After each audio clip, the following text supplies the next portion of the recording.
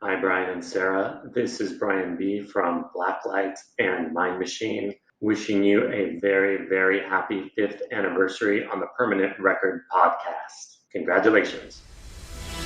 Hi, this is Richard Blade, and you're listening to the Blue Zone Podcast Network as it presents Permanent Record, an in-depth look at the classic albums of the 70s and 80s, albums which have earned a permanent place of honor, both in our hearts and in our record collections.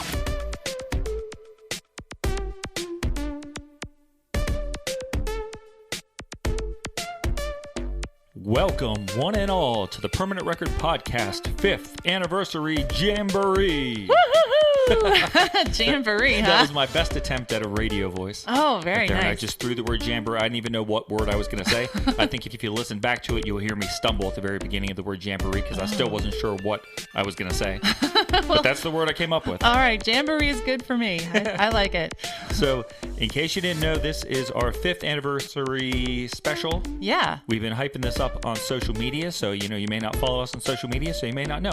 But you should have known because Mr. Brian Belknap from Blacklight kicked off the show with his special happy anniversary greetings to us. That was awesome. That was awesome. It's so cool that the lead singer of Blacklight sent us a message. Yeah. Now, Blacklight, hopefully you heard our interview with them earlier this year. Right. When we talked about their debut album, Music in a Time of Uncertainty. What a great album. That is a great album, but also a great album, their brand new album, Into the Void. Yeah. Which, if you haven't picked it up yet, highly recommend you get on Bandcamp, check out Blacklight, and get this new album because I loved Music in a Time of Uncertainty. I love Into the Void as well. I love those guys, Adam and Brian, but in my heart, I was like, oh, that sophomore slump, it always gets people. But there's no sophomore slump on this album. I love it. Kept going strong, just like they've been doing. This is wonderful. And if you already have it and you've been enjoying it, let me just tell you, my favorite song right now is Vampires. Oh. That's my favorite one. Very timely, too. So thanks, Brian. We appreciate you sending us that nice message. Yeah, that was really cool. Thank you so much. Oh, yeah, timely because tomorrow's Halloween. Yes, it is. I gotcha. Uh-huh.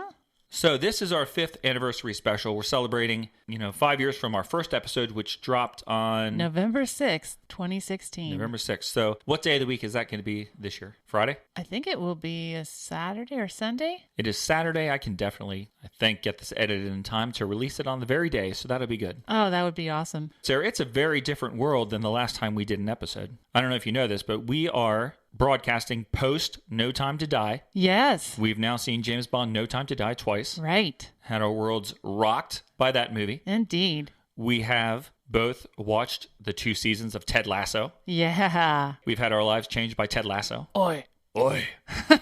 So thanks to Tony Miracle and Ned, the owner of my comic shop, for both of them bugging us to watch that show because it's awesome. Yeah, I love it so much. And we're living in a post-Duran Duran future past world. Yeah. All these things have happened since the last time we did an episode. It's crazy. It is. Boy, lots of life-changing events, really. Yep, indeed. So I think there's a song in that Duran Duran album that will fit the theme of our episode. So we'll end the episode with that song. I like that idea. Even though we aren't going to talk about Duran Duran today. No. There's just that song that happens to be called Anniversary. Yeah. And I love that song, except for one thing, Sarah. I complain about this every time I hear it. Yep. The word is union, not union. Union. I know you needed that extra syllable, Simon, but come on. Well, that is now your version of me with David Bowie's Fashion. Oh, yep. On the dance floor. Yep, hate that still. I know what he was doing. You know what Simon was doing. Still doesn't stop us from getting super annoyed. So, folks, I got to tell you this right up front because one of the things that has been in my mission statement for the podcast since we started was I've always kept in my mind, Sarah, that nobody listens to this podcast for Brian and Sarah. Right. They're searching the podcast out because, for instance, they like Depeche Mode and they search for Depeche Mode and we come up and they listen to it. Right. And people tell us that that's how they find us. They're like, I was doing a search on such and such music group and I saw your podcast. So it's true. Right. They're listening to it because they want to learn about Depeche Mode. They don't really care to learn about Brian and Sarah. No. So over the course of our, 134 episodes or whatever it's been, I've always strived to make sure that the focus is on the music. I like it. But today, this is going to be the most self-indulgent, most focused on us episode that we've ever done. Uh-oh. But I feel we deserve it for making it 5 years. I think so. Because like I've said numerous times, I firmly expected that we would get maybe 3 episodes done before I lost interest. Yeah. Because I was annoyed that I was registering that URL. I was like, why am I spending money on this? I'm not going to do this. Oh, I know. 5 years later. Yeah. In fact, I've got to re-up that URL next week so we don't lose it.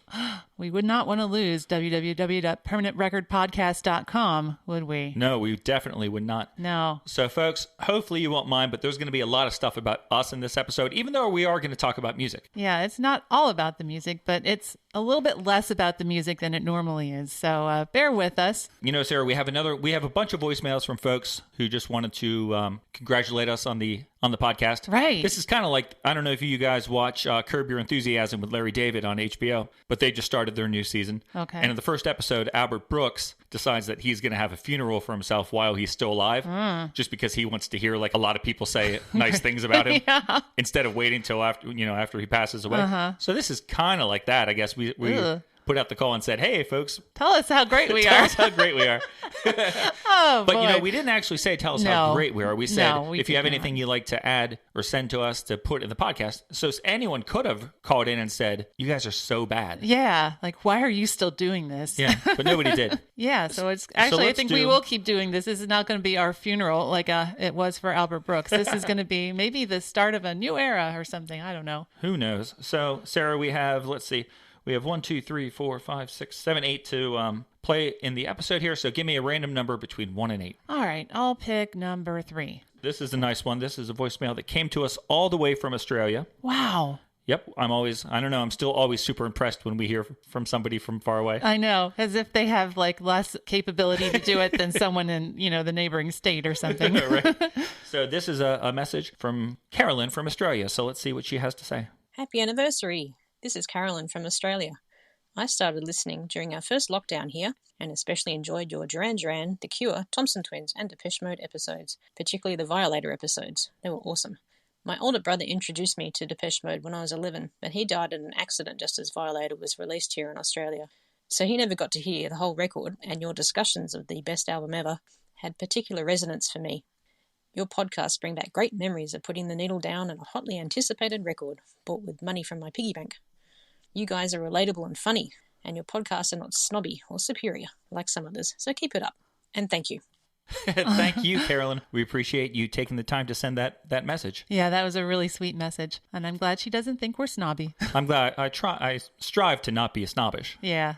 I like that Violator is so important to her. Oh, yeah. Greatest album ever. Yeah, it probably is. I also enjoyed her when she said she, putting the record down on an album that she bought with money from her piggy bank. Yeah. I probably said this in our Music for the Masses episode, but that made me think of the day it was over a weekend. It was a Sunday. I went to the mall and I didn't know Music for the Masses was out. And I saw it at the record shop. I was a couple dollars short of being able to buy it. Yeah. So I drove all the way home. I do remember this. And took money from my sister's piggy bank. Yes. Yes, you called yourself out as a thief in that episode. That's right.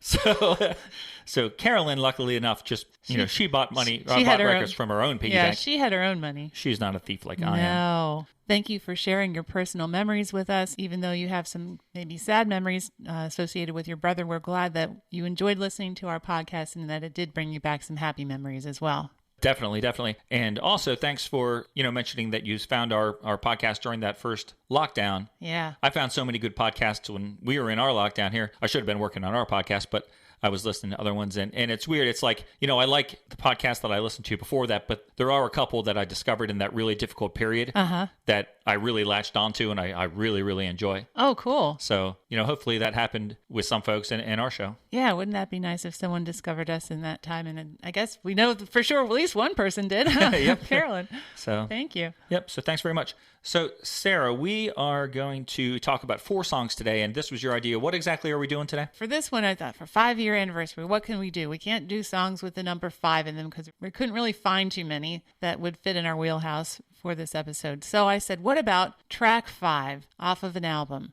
We were able to come up with a couple songs each that we liked the track 5 on that we wanted to talk about. So that's what it is. It's track 5s for the 5-year anniversary. That's pretty cool. And so these are albums that we probably would not have ever discussed the whole record. Right. But hey, these track 5s are good songs. So give them, a little bit of a spotlight. Right. Exactly. What did you pick for your first song? Well, the first song I picked is a group that we have heard people mention before, a group that everyone knows.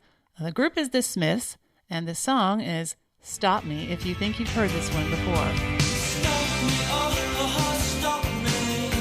Stop me if you think that you've heard this one before. Stop me, oh, stop me. Stop me if you think that you've heard this one before. Nothing's changed, I still love you, oh, I still love you. Only slightly less than I used to, my love. Now, Sarah, you know that I'm not a huge fan of the Smiths. I really didn't listen to them at all. Right. Up until like maybe the last 10 years. Mm-hmm. But this is a song that I discovered through the video game Rock Band, I think. Okay. Rock Band 2 or Rock Band 3. It was on that disc. Yes, it is. And so I think the first time I heard it is you were singing it in that video game. Yeah. And that's when it hit me. I was like, oh, this song isn't really all that bad. Well, isn't that nice that you would say so? But yeah, that was something I was going to mention that, yeah, we know this through Rock Band. I knew it before that. But I'm going to do my normal thing and start with the history of the song and the release and all that stuff. So in countries other than the UK, this was the second single released from the 1987 album Strange Ways, Here We Come. And that was the fourth and last Smiths album that was released, and it is regarded by at least 3 of the band members to be their best. I know that Morrissey and Johnny Marr and Mike Joyce all think that this is their best album, but I don't know where bassist Andy Rourke stands on it. So the title of that album does reference an infamous prison in Manchester named Strange Ways. It was from like the Victorian times, and I think it's since it's been renamed, but it's still, kind of famously known as Strange Ways. The word Strange Ways is very odd to me. In the James Bond book, Dr. No, there's a character named Strangways. Yeah. And as a younger person, for some reason, I read it to myself as Strange Ways, even though there's obviously no E. Yeah. And then, I heard it in the movie, and it finally hit me. Oh, they're not saying Strange Ways, they're saying Strangways. Yeah. So whenever you said we were going to talk about this album, I wasn't 100% sure which word was the start of the title there. So this is Strange Ways. It is Strange Ways, Okay. yes. It's definitely Strange Ways. It's documented and on signs and things like that. The reason that this song was not the single in the UK, it's the second single in the UK, is because it contains the phrase, plan a mass murder. And that was deemed too sensitive or controversial at the time. This album came out in 1987 and around August. And in August of 1987, a man shot and killed 16 people in various locations around Hungerford, England, and it became known as the Hungerford Massacre. So because of the lyrics referencing mass murder, the BBC banned the song from daytime airplay, and the band decided not to release it in the UK. So they instead released the song, I Started Something I Couldn't Finish. I don't think I know that one. Well, it's on this album. But it was released in Europe, Australia, New Zealand, and North America. It didn't seem to do too much. The only countries for which I could find any chart positions were Australia and New Zealand. It was 31 in New Zealand and 91 in Australia. It was released in North America, but I did not see any chart information for the US or Canada. You know what that reminds me of? Tell me. Do you remember the band in I don't know if it was the 90s or the early 2000s, probably the early 2000s, Gay Dad? Oh, sure. Yeah, their first album was around 1999, I think. Well, on their second album, they had a song called Plane Going Down. Yep. Which is an amazing pop song. It is. It's such a good song.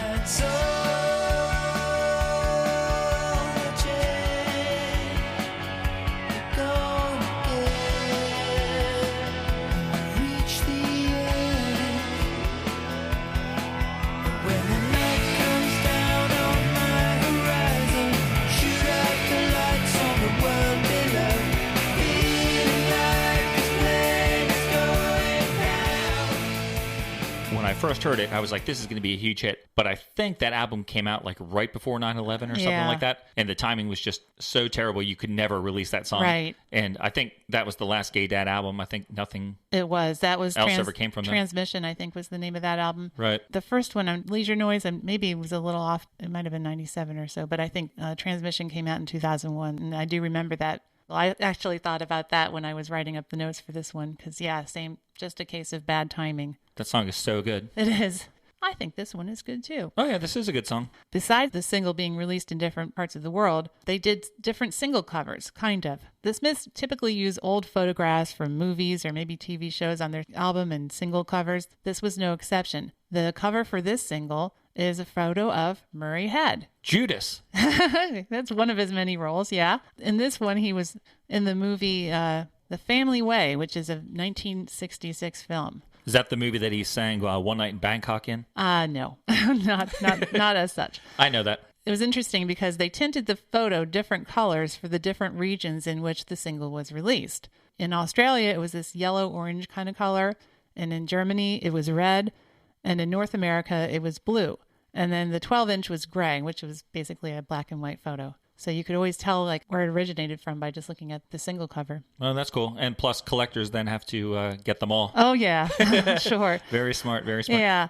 I saw that Wikipedia said it was released in Japan, but when I went on Discogs, there was no evidence that wasn't on the list as a Japanese release, so I don't know what really happened there. Back in the day when I didn't like the Smiths, when this was coming out and I didn't see any reason to even pay attention to them, the thought of them having a 12-inch single was very weird to me because 12-inch singles were purely for a dance remix. I guess you can dance to the song. Yeah, you could dance to this. But there's so much guitar in it that it never even entered my mind that this would be a song you'd want to dance to. So much guitar. So I was like, why would there be a 12-inch single for this song? Well, there is, I guess, out there. I saw pictures of it. Okay, so personal history. Why did I choose this song? Well, of course, I picked it because it's track 5. It's actually the last song on side 1 of the album. And as I think I mentioned, it's from a group that many people have mentioned to us or suggested to us that we talk about. We've always been kind of reluctant to do that because of both of our personal histories with this band. This is probably going to be the most in-depth discussion of the Smiths that we will ever have.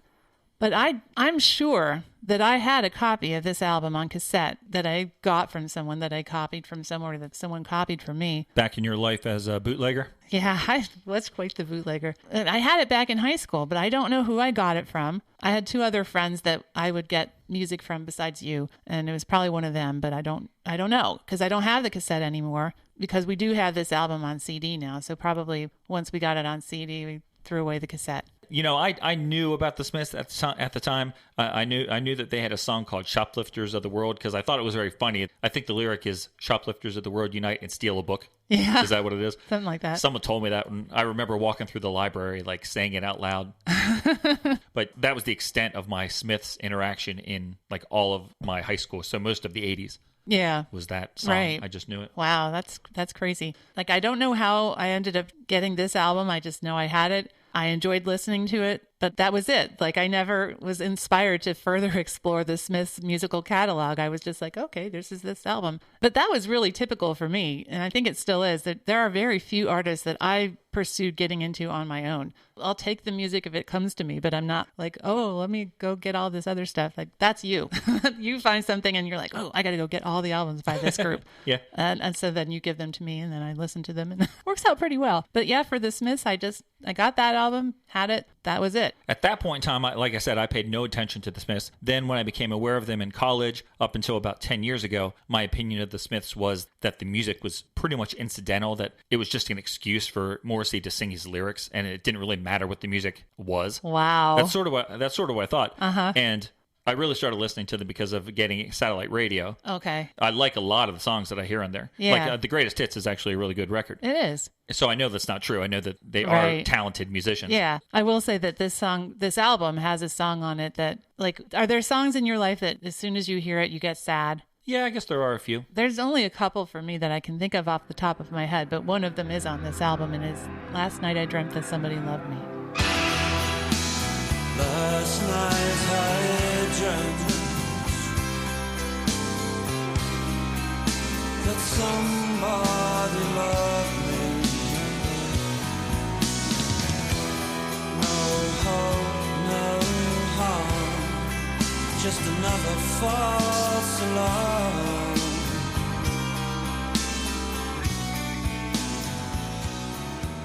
Okay, I know that title. I don't remember the song. Yeah, it's a gorgeous, gorgeous song, but it's very, melancholy, as you can imagine from the title. But it's beautiful, but it's sad. That happens to me when I listen to La Gloria by Erasure. Oh, really? I don't know for sure, but I think maybe this title could have been inspired by a Noel Coward short story titled Stop Me If You Heard It. I don't know what the story is about, though, so, it's hard to say. I mean, this is a pretty common line used as a prelude by someone who's about to tell a joke. Right. Stop me if you've heard this one before. Like a bad comedian or something. You think about some guy in the Catskills or something. But the lyrics are about someone who's continually making excuses for their behavior. And it's pretty clear to me that they're aware that this is a pattern based on the title of opening line of the song. The song starts off with the chorus. Stop me, stop me, stop me if you think you've heard this one before. So it's like they're kind of signaling that they know they might be telling you something like that you're not going to believe. And I love clever lyrics. And of course, Morrissey is one of the masters of them. I think one of the great lines in this song is, "Nothing's changed. I still love you. I still love you. Only slightly less than I used to." I wrote that down too. I just love that. It's a very honest sentiment, but it's sung in this really throwaway manner, you know, just the way he hears, only slightly less, it's like Yep. just so funny. And the outrageous nature of the excuses provided in this song, to me, indicate that the narrator is well aware of their behavior. He says, "I was detained, I was restrained, and broke my spleen and broke my knee, and then he really laced into me." That they still insist that they're telling the truth. Who said I lied? Because I never. It's so funny. I know. It's really quite amusing to me. So he's saying he was delayed because he was in all that physical mishap. But obviously he's not, because he's there giving excuses. Yeah, yes. That's good. I mean, it's just crazy. That's another thing. Like as a youth, I would have thought like a song that said he broke my spleen or whatever. I would have rolled my eyes at that because it was not on the level of stripped or something. It was silly. I don't want my music to be silly. Oh, okay. Funky Town. Funky Town's very serious. Boom, boom, boom. Let's go back to my room. There we go. That's hot. Yeah, okay. Oh, anyway. Yeah, so I said the song starts with the chorus, but it sets the stage nicely for the repeating pattern of behavior from the narrator. I really like how it flows. And of course, the music in this song, I think, is excellent. It is excellent. Johnny Marr's guitar is fantastic, but the rest of the band does a great job too. There's some keyboards in this too. Yeah, there are. They started kind of experimenting on this last album, kind of getting out of their wheelhouse. That was more Johnny Marr's plan. He was getting a little bit bored, I think, with what they had been doing, wanted to expand a little bit. I think they did some synthesized saxophone or something at some point. They were branching out. But one thing that they do frequently with their songs is very unusual choices of chord progressions. They go places with the chords that you wouldn't necessarily expect them to go, but then they end up being good places. And I think this song has a lot of good examples of that. I didn't go so far as to look at the tab and say, oh, well, now it's a G minor or whatever. I just know that from hearing it. Yeah. You listen to it and you're like, whoa. I don't know what they're doing musically, but you're right. They are going in good places because this song will stick in your head. Like, yeah, when you hear it once, you'll find yourself humming it for the next day or so. Yeah. Even if you don't know the words. Yeah. Well, now you know the word spleen's in there. I know spleen, and I know the title. And I really like the tempo of this song and how it just has this momentum to it throughout the entire song. It just kind of carries you along until the end when it kind of chugs to a stop. And I think the momentum kind of goes along with the message of the song, too. The narrator is just caught up in his own lies, and he just continues on with them as if he can't help himself. He does plead his case about loving the person one last time towards the end of the song before Johnny Marr's guitar takes over and takes us out of that repeating cycle. So, speaking of cycle, that brings me to the video for this song. There are many cycles in it. Bicycles, that is. That is clever. I know, I'm just so clever. The video has Morrissey leading a group of young men who are basically impersonating him on a bicycle tour around Manchester and Salford. And Morrissey's bike has a basket on the front. I didn't notice that. Yeah, it's like I watched it, but I didn't notice it. It's like a woven basket. It's not like it doesn't have flowers on it, but it's a basket. And I don't think anyone else does. The guys have haircuts similar to Morrissey. They're wearing glasses like him. They have Smith's t-shirts on, and they're all wearing different kinds of jackets. Some of them have Smith's on the back. Some of them have pictures of Morrissey on the back. It's basically the least intimidating biker gang you've ever seen. And so Morrissey is like leading them around the streets of the town, like the Pied Piper, I guess. And the video doesn't have anything to do with the song. They do go by a road sign that shows the direction for Strange Ways. And that's how I know for sure. That's how it's spelled. Yeah. And basically all the places they ride by that are identifiable, that have, names on them, or I guess people would know them by their appearance as well. But they're all like pilgrimage sites for people that are fans of the Smiths and Morrissey. And the Salford Lads Club has become especially famous for fans of the Smiths. back in 2006, a woman organized a bicycle tour to raise money for that club after she learned that lead had been stolen off the roof. I guess that's a thing. There's lead on these roofs of these old buildings, and people come and steal it. And in fact, there was a Smith song or maybe a Morrissey song where he talked about that. And so she was like, well, now I have to do something about this. So she got 62 Smiths fans together, and they recreated the video for this song by riding their bicycles all around the same areas in the video. And then they raised money for the Salford Lads Club. They raised £4,000. Wow. So that sounded like a pretty good amount. One last comment about the video. I like how it's shot. I think the camera work is really good. I like how the traveling and the motion of the bicycles goes along with the tempo of the song. I actually think it fits in pretty well, even though the video has nothing to do with it. Yeah. It's enjoyable to watch, just the way that the camera angles are and motion of the bicycles. Yeah, it's a fine video. I enjoyed seeing the other people in the video that had haircuts like Morrissey, and sometimes I would get confused if I was watching Morrissey or an impersonator because I don't know him well enough to instantly recognize him.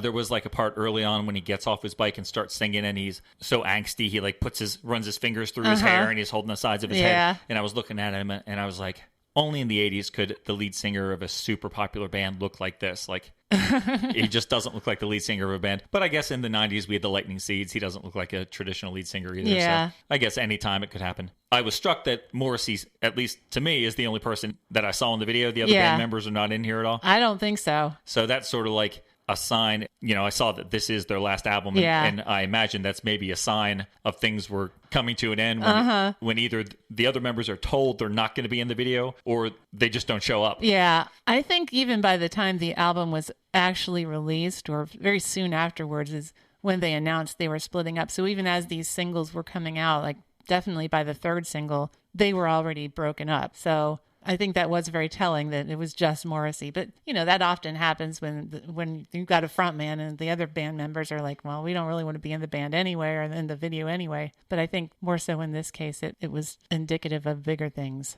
So I like this song. I think it's a fun song. It's fun to play on Rock Band. It's fun to sing on Rock Band. And it gave us a chance to talk about the Smiths. Yep. Did you hear the Mark Ronson remake from 2007? Stop me, stop me. Stop me if you think that you've heard this one before. Stop me, I said stop me. Stop me if you think that you've heard this one before. If nothing's changed, I still love you. Oh, I still love you. Only slightly less than I used to. Yeah, I read about that because that was in the same Wikipedia entry that I started my research with. And I did go play that video and listen to that song. Yeah, that's kind of interesting. Gosh, what was the guy's name? Merriweather was the last name of the vocalist. And I thought he did a good job. Yeah, he sounded nice. Yeah. And I think it was interesting that they ended it with You Keep Me Hanging On. They tacked that on the end. Yeah, I like that. That was kind of cool. You know, when you remake a Smith song, that's going to cause a lot of controversy because a lot of people are very protective of that music and Morrissey and everything. And I think there were quite a few people that were upset. Supposedly, Mark Ronson said that Morrissey said it was good. Yep, he wrote that on his MySpace page. Oh, MySpace. Back in 2007, that when he decided he was going to work on this, he did clear it with the guys from the Smiths. Okay. MySpace. Yeah, well, it was 2007. I guess that was the hot. We should come up with a MySpace page for the podcast. Oh, should we? Yeah. Okay, go work on that. Yeah, so there was that song, and actually did really well. It got to number 2 on the charts, which is higher than any Smith song ever did. I wonder what kept it from number 1. I don't know. I didn't go that far with my research. Yeah, it was a pretty good song. It was kind of neat that they did a cover of it. Going to be more talk of covers. Oh, will there be in this episode? So. Yeah, I think so. Oh, okay, that's cool. But that's all I have to say about this one. All right, so we're going to do my first song. But first, we have some voicemails to play. Okay. So we already heard from the lead singer of one band. Some of these clips are from famous bands, Sarah. Wow. So let's take a listen to this one. I think you guys will recognize the names of the artists. Cool. Hi, this is Dave Garn from Depeche Mode. And this is Martin Gore from Depeche Mode. I don't know where Fletch is. No, really, this is Kev. And this is Wendy. And we're from Metapod, your favourite podcast about podcasts. That's right, the podcast with all your favourite podcasts. Anyway, so happy anniversary, Permanent Record Podcast. Many congratulations. Happy anniversary, Permanent Record Podcast. We're really honored that you shared your show's origin story with us on Metapod this year, Brian and Sarah. Great work on the podcast, and we hope that you keep it up because the world, apparently, according to Wendy, needs more Falco impressions. Yeah, that's right. Hooray! So that wasn't really Depeche Mode, but I bet you for a split second somebody out there thought, that's really Dave. Yeah. Oh, yeah. Yeah, that was so fantastic that they did that. It was very, very funny and very enjoyable, and that was really, really cool. Indeed. I love those two. Their podcast is so good, and we're so out of place. Like when you go to their episode listing of all their episodes, there's like addictive true crime podcasts and stuff about like smart people science podcasts, and then a married couple that talks about music. So how did we get involved there? So they were really nice to invite us on their show this year. If you guys haven't heard it, go to your podcast app, search for Metapod, and they spent some time with us just talking about music and some other stuff. Yeah. It was a really fun episode, I thought. Oh, yeah, we enjoyed it. While you're there, just hit subscribe because they talk about so many different topics. There's going to be any number that will interest you. I really enjoy their podcast. Yeah, they can really open some doors for you and get you into some new podcasts. So are we going to hear any more Falco impersonations? I was hoping so. So thank you, Wendy and Kevin, and we are going to segue into our second song of the episode. Okay, and this would be your first song, right? That's right. This is the first song curated by Brian, everybody. Okay. So you know that the level is being raised a bit. Oh, excuse me? Yeah, I mean, Sarah, you went with an obvious choice. You went with a group. An obvious choice. Featuring Johnny Marr. Uh-huh. Something that people have been asking about. Yeah. And I'm not going to be so obvious, Sarah. Oh, really? Yeah, that's just a little too on the easy. Nose. Yeah, a little on the nose, a little too easy. I'm going to go with electronic. Oh, really? I'm going to go with the band Electronic. Okay. Can you remind me again who is in that band? Well, at the time of this song that I'm going to talk about, it was Bernard Sumner, or Bernard Sumner. Bernard. Neil Tennant. Chris Lowe. Chris Lowe. He was on a song or two. Okay. Anybody else? Let me look through my notes. I'm not seeing any. Oh, it says, Johnny Marr. So we're talking about Electronic, Getting Away with It. I've been talking to myself just to suggest that I'm selfish. I've been trying to impress that more is less and I'm repressed. I should do anything. However I look, it's clear to see I love you more than you love me. However I look, it's clear to see I love you more than you love me. One of the best songs you can ever listen to. This could possibly be in the top 3 track 5s of all time. Oh, yeah. Quite possible. I hedged my bets there a little bit. I was going to make the claim that it could be the best track 5. Oh. But I didn't want to have to back that up with anything. Okay. So, Electronic, Getting Away with It, came out in December 1989. Wow. Early in the month. And in the UK, almost hit the top 10. Peaked at number 12. Oh. Here in the US, much to my surprise, because I don't remember this at all, peaked at number 38 on the top 100. Hey, that's not bad. And it was number 4 in alternative airplay. Yeah, it was. So I'm going to credit the fact that I missed that because it was probably over the holiday break of our first year at college. Yes. So I was home celebrating Christmas. And us. And trying to figure out if I was going to go out with you, if I was going to ask you to go out with me. So in Canada, it hit number 33. And Australia, I think, liked this song better than the Johnny Marr song you were talking about. You said Australia took the Smiths to like 92 or something 91, yeah. This one hit number 40, so it made the top 40. Hey, wow, that's cool. The weird thing is, like I said, this song comes out in early December 1989. The album, the first Electronic album, didn't come out for another 18 months. What? Yeah, and the really weird thing is, on that first pressing of it, the first batch that came out, Getting Away with It was not on the album. What? Track 5 was Gangster, which is track 6 on the records and the CDs that we're used to. This is blowing my mind. Yep. After a very short while, they said, you know what, let's put that on there. Well, duh. That's sort of like, I think, a very British thing. I've learned over the years that here in America, like, if you have an album that comes out in 2000 and in 1999 you had a big single that was just sort of released as a single, it wasn't part of an album. Yeah. We want it to be on that next album. Yes, we do. And I know that from reading things about like The Cure, because early on The Cure would have singles in between records, and Yeah. you know, those would not end up being on a record. Dreaming of Me is not on Speak and Spell, Oh. even though that was their first single. Yeah. In the UK, we have it here in the US as part of the album. So I think that's sort of a difference between, and I don't know if that's changed over time. Yeah, I wonder. If Like that Blue has Monday changed. wasn't on any album, remember? Yeah, right, true. Huh. Wow, I don't remember that album coming out so late, though. I mean, what would that have been then, 91? Yeah. Really? That's crazy. So, folks, I'm going to do my best to alternate between Bernard, which I've always said, Yeah. and Bernard, which I imagine half of our audience is used to. I'm pretty sure we did that all throughout the Technique episodes anyway. I don't think we did. I think we were flipping back and forth, maybe inadvertently. Maybe I'll just call him that guy from New Order. Bernie, So I have Barney. some Call him reviews. Barney. Barney. I have some reviews here, tell me. and the first one is from The Enemy. Oh, yes. This is what The Enemy said about this song when it was released. The most complete pop record of the week by an infinite margin. A lovely, airy melody drifts in and out of the song, gently weighted with obtuse, lovelorn one-liners. Obtuse, huh? The record somehow manages to be much more than the sum of its parts and stubbornly refuses to give up its element of mystery. Wow. So The Enemy says it's much more than the sum of its parts.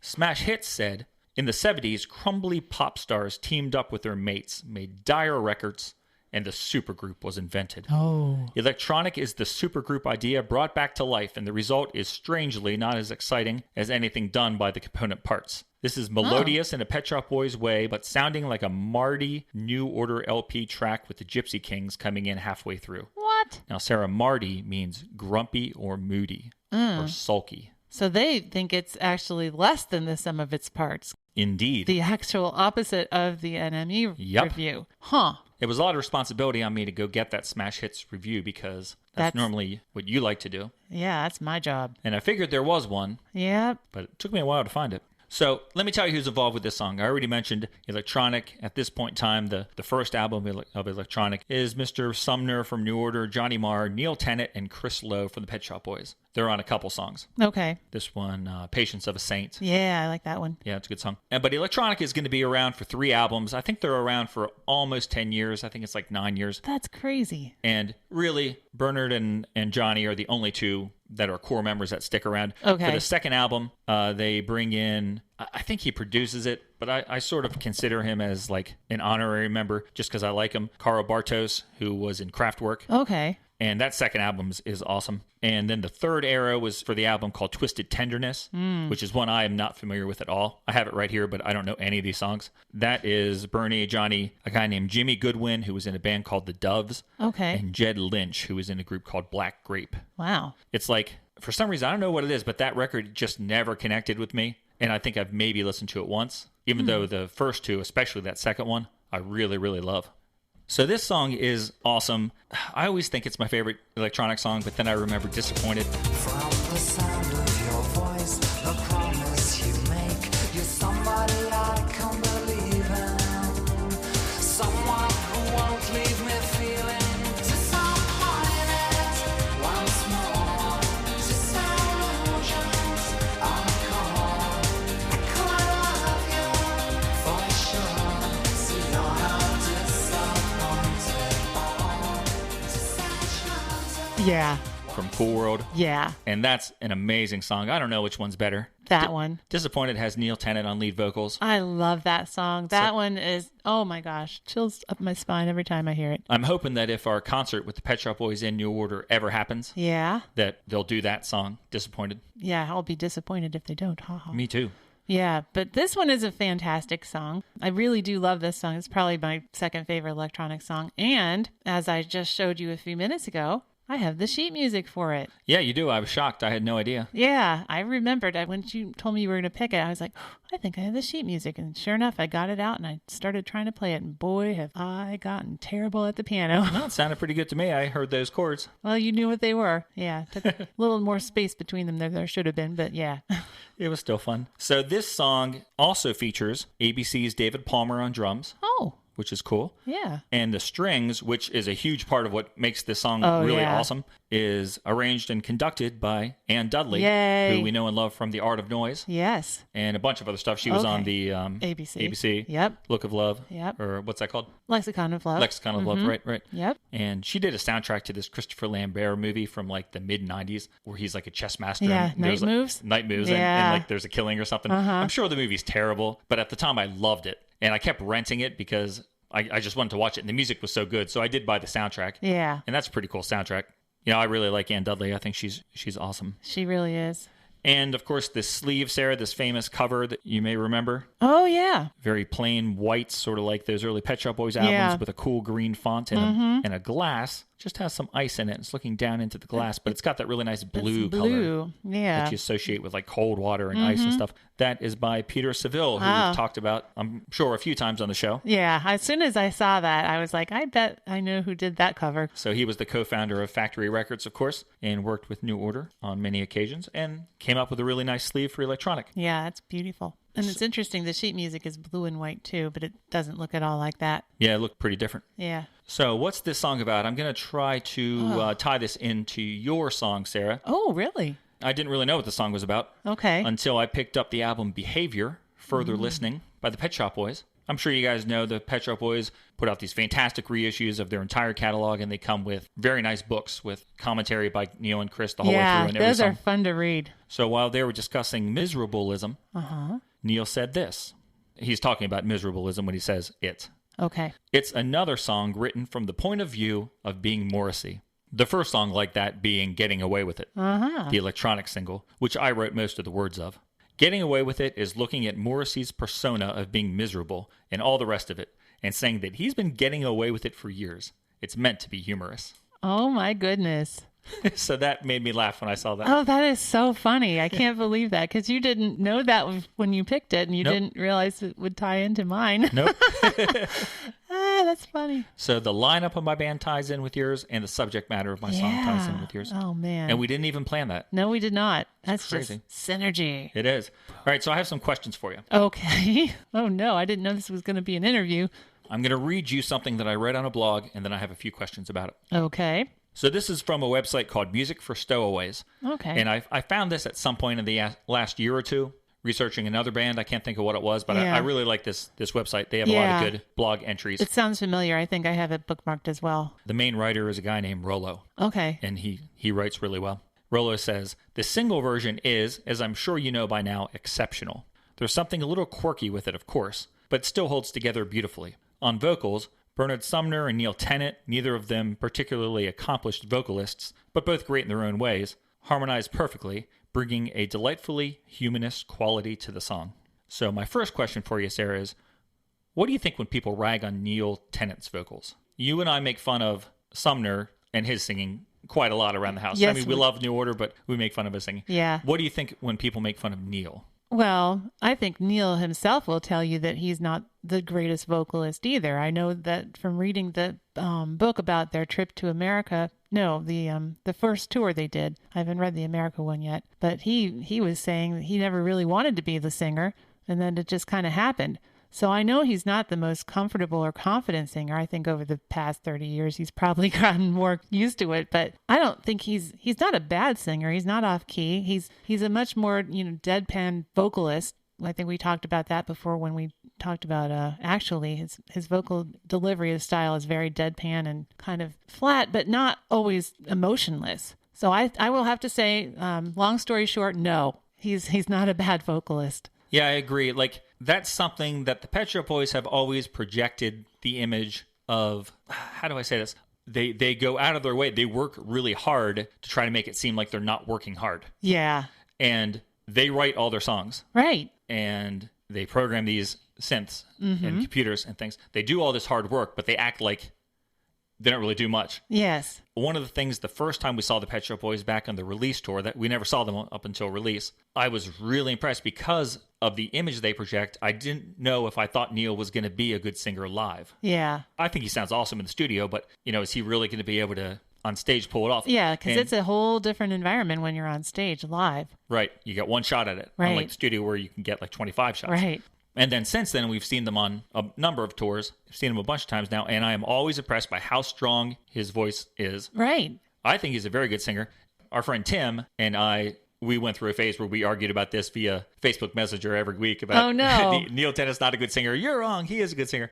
I just think he's a very talented vocalist. I love the way he sings, and I love listening to their songs. Yeah, I think he does do things with his voice. I know we talked about this in one of the songs where I can hear him progressively getting angrier as he's singing. Yeah, I know that there are examples of him portraying emotion in his singing, and, that takes some talent. So, yeah, I would agree. He's definitely a better singer than Bernie.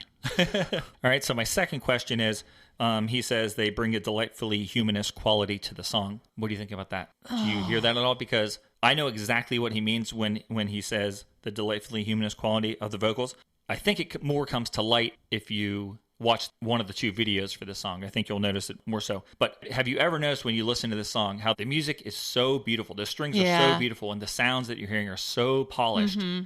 And then you get these vocals that are almost exactly the opposite. Like Bernard's S sounds are very harsh. And like, just to get wet on purpose. And he does like those sounds. Yeah. And he swallows the words sometimes, like when he says, "When I'm with you, I could not care less." Yeah. Like the way he sings that. Yeah. It's a little awkward. Yeah.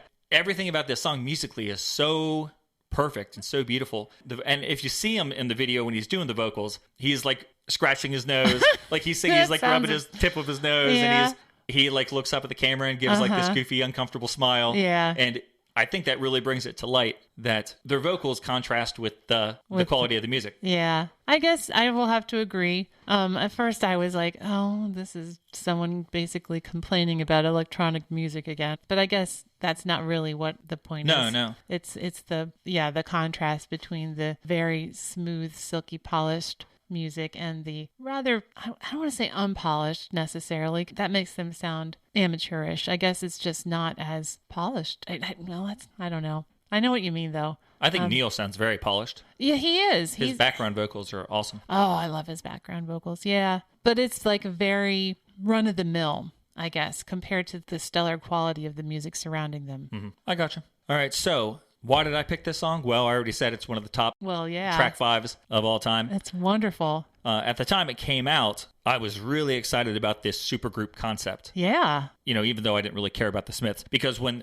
like we said, this song came out a year and a half before the album, so I just had this song. So I thought the supergroup was New Order, Pet Shop Boys, and the Smiths. Like, I thought the Pet Shop Boys were going to be on every song. Right, yeah. I didn't realize it was just two I think songs. you and I both talked about that, and we were really excited. Yeah, because I had just that fall. So I heard this song. I probably heard it in January when we went back to college after Christmas. Okay. That's probably when I heard it. And that first semester, I got really into Technique. Yeah. Up till then, I didn't have any new... I knew the song True Faith because that was on the radio all the time, and I liked it. But I didn't have any of their albums. And then I got True Faith when I went to college and loved that album. Every song of that album. Yeah. Technique. Every song is awesome. Yeah, we talked about that one. Right. So it was cool to have electronic, which added the Pet Shop Boys to the mix. It kept me occupied as I was waiting for Violator in March. That's right. But then, I don't even remember how I met this guy, but there was this guy at college named Sean. I don't know his last name anymore. But he was like an upperclassman. He was going to graduate. And you were a lowly freshman. I was one of the worst freshmen. I was on academic probation. I was a freshman for a limited time if I didn't pull that grade up.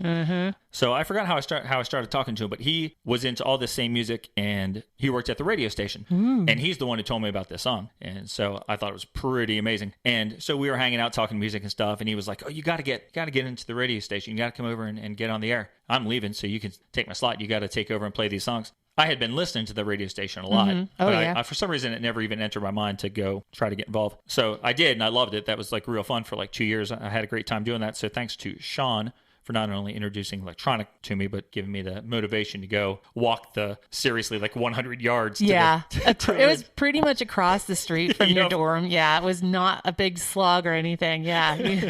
Oh, let's go over here. And I also remember about Sean, this is not related to electronic, but he really wanted the 12-inch for Bronski beat, hit that perfect beat, which I had. For some reason, I took all my records to college. That's probably part of the reason why I was on academic probation.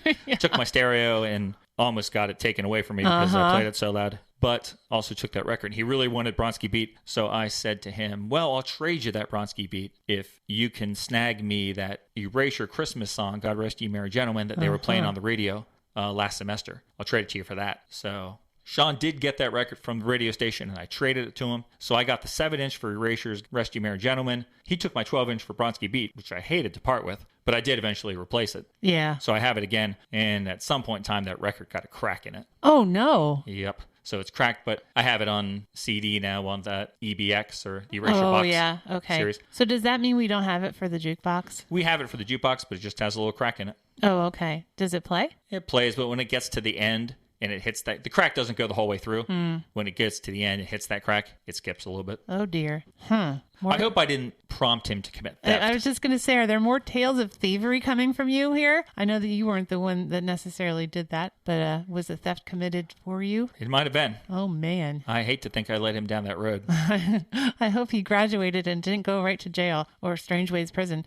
Yeah. I never heard from him again, so he could have. Oh, no. And beyond that cool history of making me think about that freshman year of college, there's just, so many things about this track that I love. I love the song more than any New Order song. Like if somebody said, you can hear this song or any other New Order song, I would pick this song. I think I would too. Yeah, even over like Bizarre Love Triangle. Yeah, me too. The strings, like I said, are gorgeous. The bass line in this one is so fun to listen to. Yes. I love the way the bass line goes rolling all around throughout the song. Right. Would it be better if Peter Hook played it? It might be. I love Peter Hook's bass sound. I'm not someone who says that New Order isn't New Order without Peter Hook, but Peter Hook was my favorite member of New Order.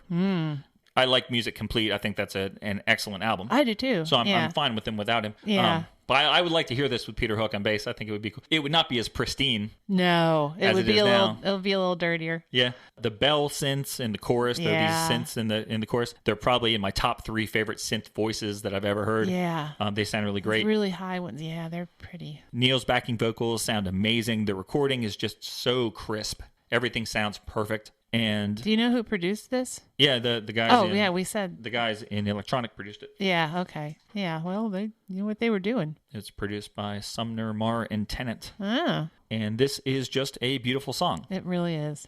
Did it get a video worthy of this song? Well, it got 2 videos. Wow. 1989, they brought out a video, just kind of the band hanging out in the studio. Okay. Wearing very normal looking clothes. Even Neil. Keeping their energy very low. Okay. Scratching their noses. That's so funny. Looking around. I forget that Neil used to have so much hair. Aw. I mean, I used to have so much hair. I was going to say. In that year, too. That same year, you had a lot of hair as well. I did. But now I look like Neil. So it's just a little studio fake performance, lip syncing along to it. I like the quirky little things that Bernard does that I mentioned. Then the next year, 1990, they bring out another video. Chance to, maybe dazzle us. Uh-huh. But unfortunately, in this video, everyone wears very normal clothes, maintains very low energy. They're not in the studio this time. They're in front of just these screens that are most of the time just filled with oversaturated colors. The pictures of them kind of get washed out sometimes as it's showing their faces. About 2 minutes into it, on the screen behind them, it looks like they're projecting the cover of Stevie Wonder's Songs in the Key of Life album cover. Oh my It's really weird. Okay. And Johnny Marr doesn't even show up for this second video. Oh, really? It's the footage that you see of him is actually just taken from that first version. Okay. So it's kind of weird. He knew it wasn't going to be worth his time. So neither video is really all that good. Huh. They're both just kind of standing there performing the song, not doing much of anything. So it comes down to which one's better. It comes down to which has better extras. The 89 version has a nice, colorful parrot in it. If you're a fan of birds and parrots, when we were at the beach in August, the hotel that we stayed at had a very nice parrot. That's right. So I kind of like that. The 90s version has, like I said, super saturated colors and occasionally like a doodle, an animated doodle on the screen. Okay. Not too many of them, but every now and again, I've been walking in the rain and there'll be a splash of water. So you have a parrot versus doodles, and I'm going to go with that bird. Okay. So I think I like that first one better. All right. Boy, it sounds like doesn't make much sense to have redone that video. I mean, I guess they were just trying to re-energize the interest or something, but by doing a video of that quality, it doesn't sound like they did much of a favor to the song. I mean, like they should have redone that, or, maybe I guess they wanted to show, hey, look, we have all these guys from these bands in this one video. Remember? Like it's a super group, and instead of maybe trying to do a story video or something, I don't know. It sounds sort of like a waste of time and money, though. Do you remember the other super group I got into big time in 1990? In 1990? Yes. Oh, goodness. Yes. Talk about it. 180. Can you take me high enough? Good Lord. Can you fly me over yesterday? The damn Yankees. Yep. Believe it or not, this man is also a damn Yankees fan. Oh, not the musical either. Nope. Everyone knows I like Styx. I like damn Yankees because of Styx, Tommy Shaw. Yeah, and only. And well, I cringe when I think about the fact that I bought a record that gave a little fraction of money to Ted Nugent. Yeah, I know. Ugh. But I do like the damn Yankees. All right, so that is Electronic Getting Away With It, track number 5 in their debut album. And Sarah, before we go into your second song, yeah, we have some voicemails. Ooh. So why don't we play 2 in a row? Boom, boom. Double shot. Double shot of voicemails from 2 fine gentlemen who are kind of associated with each other. Okay. Here's the first. Hi, Brian. Hi, Sarah. This is Rob Rowe. Just want to say happy anniversary. 5 years is pretty impressive, but maybe what's more impressive is the fact that the podcast is of such quality that I'd say you guys have been doing it for at least, 10 years. Anyway, happy anniversary. That makes you laugh every time. It does.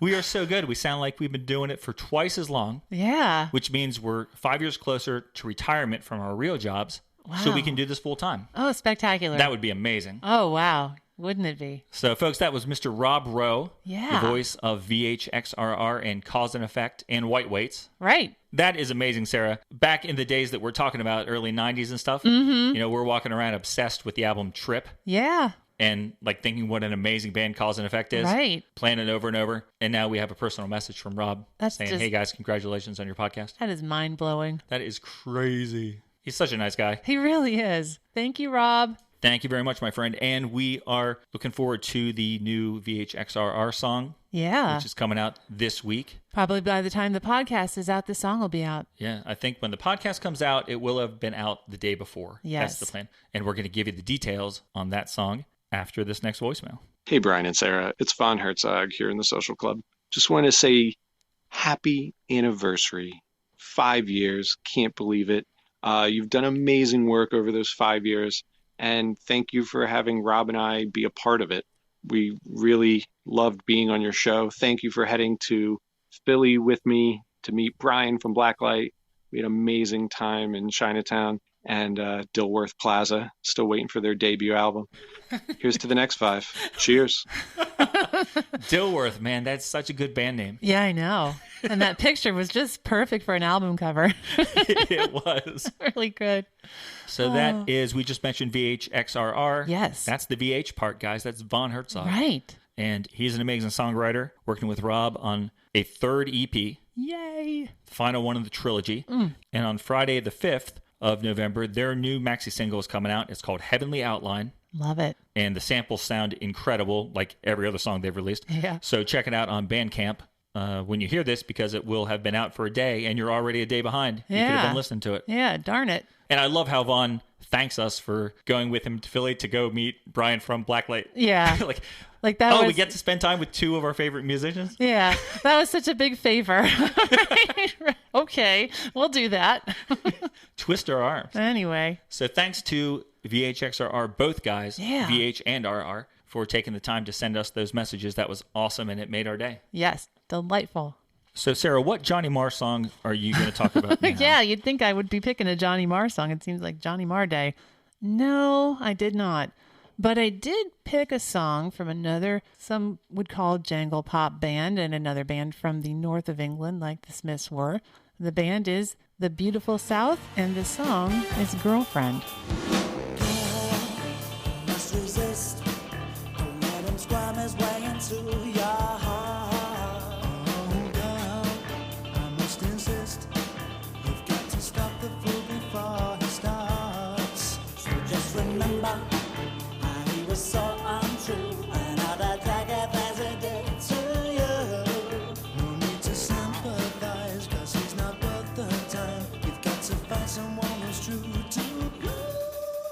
So, did you know that song? I did not know that song. Yeah. I don't know very much about the Beautiful South. I knew in my head that they're somehow related to the House Martins. Yes, that's right. But I thought that Fatboy Slim was in the Beautiful South. Oh. And he isn't really. He saw he was like a consultant on one of their albums. But I thought he was like the main guy in this band. No, he went off on his own after the House Martins broke up. The Beautiful South was formed by Paul Heaton and Dave Hemingway. They had both been in the House Martins. Norman Cook was also in the House Martins, and of course you know where he went. Paul and Dave both traded off on lead vocals in this band. And for this first album, the other members of the band were Dave Rotheray on guitar, Sean Welsh on bass, and Dave Stead on drums. They also had a female vocalist on this album, Brianna Corrigan, who ended up being included as the band's third lead vocalist for the next couple of albums. So that's like, wow, a band with 3 lead vocalists. That's pretty crazy. Yeah. Although Styx had 3 lead vocalists, I just mentioned them. That's true. The really weird thing about the House Martins, I know nothing about the House Martins. Yeah. And I know almost nothing about Beautiful South. But I saw today that the House Martins formed and had a definite duration that they wanted to do it. They said, we're going to do it for 2 years. Yep. And they were crazy popular. Yeah. But they still ended the band after 2 years. Yes. They blew my mind. Yeah, they did 2 years. They were out for 2 years. They had 2 albums together, and then they were like, okay, we're done. Obviously, 2 of the guys were like, we aren't really done. We want to do something else together. So that's partly why they formed the Beautiful South. But the Beautiful South ended up having quite a long and extremely successful career. They released 10 albums between 1989 and 2006, and they sold more than 15 million records. Wow, that's great. I'm sure they're a household name over in the UK because they really were very popular, especially in the 90s, the Britpop era. They were like all in on that. My one connection to the Beautiful South, there was a song that I used to play on that college radio station that I mentioned. Mm-hmm. I don't always remember that it's the Beautiful South. I have no idea what it's called, but I would just burst out singing the song over the years. It's been like 30 years, and I still sing it. Yes, you do. This is my life. And this is how it reads. For every chapter, 1,000 memories. A murder, a mystery where everybody bleeds. A fantasy, a thriller with romance and disease. Diary entry 9th of May 62. We've had some ugly babies, but now we're quite. Diary entry 62, end of May. It looks as if the nose and chin are definitely here to stay. I don't know what the song is called. I don't know why it's stuck in my head because I don't own it. But I've sang that song for decades. Yeah. So I looked it up today. I was like, what is that song? And so it's a tune called My Book. I think it's from their second album. Yeah, which came out in like 1990. I think it was really soon after this first one, which is called Welcome to the Beautiful South. Good name for an album and a good tourist poster too, I'm sure. And it was released in October of 1989. So my personal history with this song, because this wasn't a single. This is track 5 off the debut album. No single, no video. So I'm going to go right to the personal history. This album came out during my first semester at college, and our college radio station was playing. Can I ask you something? Sure. Did you say what the song is called? Yeah, I mentioned it when I said what it was. Oh, what is it? Girlfriend. Girlfriend, okay. Girlfriend. Sorry to interrupt. That's okay. That wasn't the single, though. The single was You Keep It All In. You know, the college radio station at the college I was going to played that all the time because it was the single, but they also played all kinds of other songs from the album. Like they played Woman in the Wall, and they played Oh Blackpool, which is on this album. And I still have a cassette of songs that I tape off the college radio station, and Oh Blackpool is one of them. I laughed when I dug that cassette out again because I wrote Blackpool as 2 words. Oh, Blackpool. Because I knew so very little about England and the UK back then. I didn't realize that Blackpool was like a famous vacation spot. That's like a very famous resort and, holiday area. And of course, most of the lyrics in that song, I think, also went right past me because they were just talking about political things and I didn't know anything about that, in England. But I just love the catchy tune. It has their music is just great. It's so peppy and upbeat and everything. That's the one that goes, oh, Blackpool, keep on moving, no. Mississippi moving, keep on shining. No. Oh. No, the chorus is, I'm out tonight and can't decide between Soviet hip and British pride. And I think that's a funny line. Soviet hip and British pride, but it's, the timing of the fall of the Soviet Union and all that kind of stuff. And back in high school, I did have a copy of the House Martins album, The People Who Grinned Themselves to Death. So I did know them as well. Where I got that, I don't know. Probably that same mysterious person that gave me the Smiths album. But I knew about them. I don't think I realized that the House Martins became the Beautiful South, or at least some of them did. But I also did make a copy of Welcome to the Beautiful South, the album. But again, I'm not quite sure who I got that from either. No, it wasn't you. Nope. When it's not you, I'm always like, well, who could it be from? I think maybe it was my roommate, Janie. I think that might be true. And then I think she was the one who said, oh, these are people from the House Martins. And I was like, oh, okay. So I do still have my copy of Welcome to the Beautiful South, the taped bootleg copy, unlike the Smiths album, probably because we don't have this one on CD like we do with the Smiths album. I wouldn't mind buying this on CD. I think it's really good. The funny thing about the copy I made is that it's obviously a two-sided tape, but I only taped the album on one side and I didn't put anything on the other side. Wow, you left the tape unused? Yeah. So it's been like that for, 30 plus years. Only this one album on the one side and the other side's blank. That's so weird. I know. I'm like, why did I do this? Didn't I have anything else from whoever I got this from? You should make a mixtape on that side. Oh, I should, definitely. But also, like the Smiths, I never took it upon myself to further explore or follow this band, even though I know they became hugely popular and had all these albums. I learned this now. But, they never really made a dent over here, except a couple songs on college radio, and that was it. Right. So that would have taken a lot of work back then. But I do like this album, and I thought it was really funny that they did this cover song, Girlfriend. I'm sure that I laughed the first time I heard it and realized what it was, and even now it still makes me smile. So I thought it would be fun to talk about this song and this band. This is just another band that we won't otherwise talk about, but I think it's another band that people of this era and people that know this kind of music, they're familiar with it. Certainly people in the UK know the Beautiful South, so I thought, well, this is another good reason to choose this song. Yeah, it sounds really good. It's a good tune. I really like, I don't know which guy is singing it, but I like the voice. Yeah. And I went back and listened to My Book today, just the song that I knew and loved, and that song's really good. So I did go out and look at their greatest hits. There's like 2 greatest hits albums that you can order. Mm-hmm. I was like, I got to figure out which one of these is better. I don't know. Someone will probably come in and tell us. But I think I might like to get this debut album again because it's good. I like every song on it. But let's talk about the song Girlfriend. Because it's a cover, I want to talk about the original version first, since I did know the original version. I have no memory of this. That's crazy. It's sort of not surprising. I guess you weren't into, even though this is a very synth-heavy original song, this probably still isn't quite your style. It was the second single from the debut album of the artist Pebbles.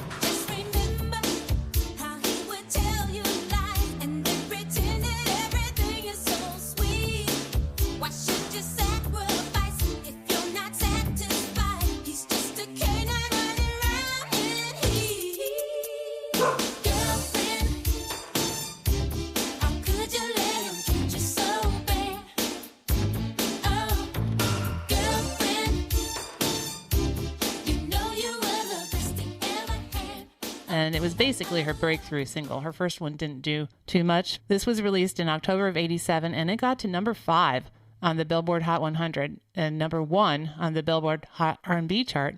And it also went to number 24 on the Billboard Dance Club Songs chart. I can't believe you didn't know a top 5 song. What about Mercedes Boy? Yeah, that was her follow-up after this. I don't know that one either. You don't know that one? Nope, I listened to it today. Wanna take a ride in my Mercedes Boy. You don't know that one? Nope. Well, the song charted well in the UK, too. It got to number 8 in the UK singles chart. So it was pretty well known in the UK as well, I'm sure. And I was really interested to learn about the history of this song. There's a bit of a scandalous story associated with it. Really? Yeah. So the song was written by L.A. Reid and Babyface, and they were working on Vanessa Williams' debut album. And Vanessa Williams' people, the record label or the other producers, offered L.A. Reid and Babyface $12,500 for the song. So they were going to give it to her. But then they had also been working with Pebbles, the L.A. Reid and Babyface. They were producing her debut album. They happened to play this song for her, and she said she'd give them $18,000 for it plus 2 cars. So they gave it to her instead because she was offering them more. Well, once Vanessa Williams found out about that, she never spoke to L.A. Reid again. What? And they got dropped from doing anything with that debut album. Man. Yeah. Were those cars Mercedes? Mercedes? I don't know. I hope it was worth it, guys, because Vanessa Williams is, I guess she's not around too. She's on Broadway or something, isn't she? Maybe, yeah. She's still around somewhere. I think so. L.A. Reid ended up marrying Pebbles, I found out a couple of years later, and then they were married till 96. So I guess they must have liked each other. I guess so. She's been married like 5 times. Oh, yeah. I don't know. She sounded like she might have been a little bit crazy. I don't know. I saw that she owned the company that managed TLC. Oh, really? But then at one point in time, TLC like sued her for running their business affairs poorly. Oh. So I don't know exactly what happened. Let me just say it's alleged. Okay. Obviously, the version that Pebbles did is very different from the version of the Beautiful South that Beautiful South did.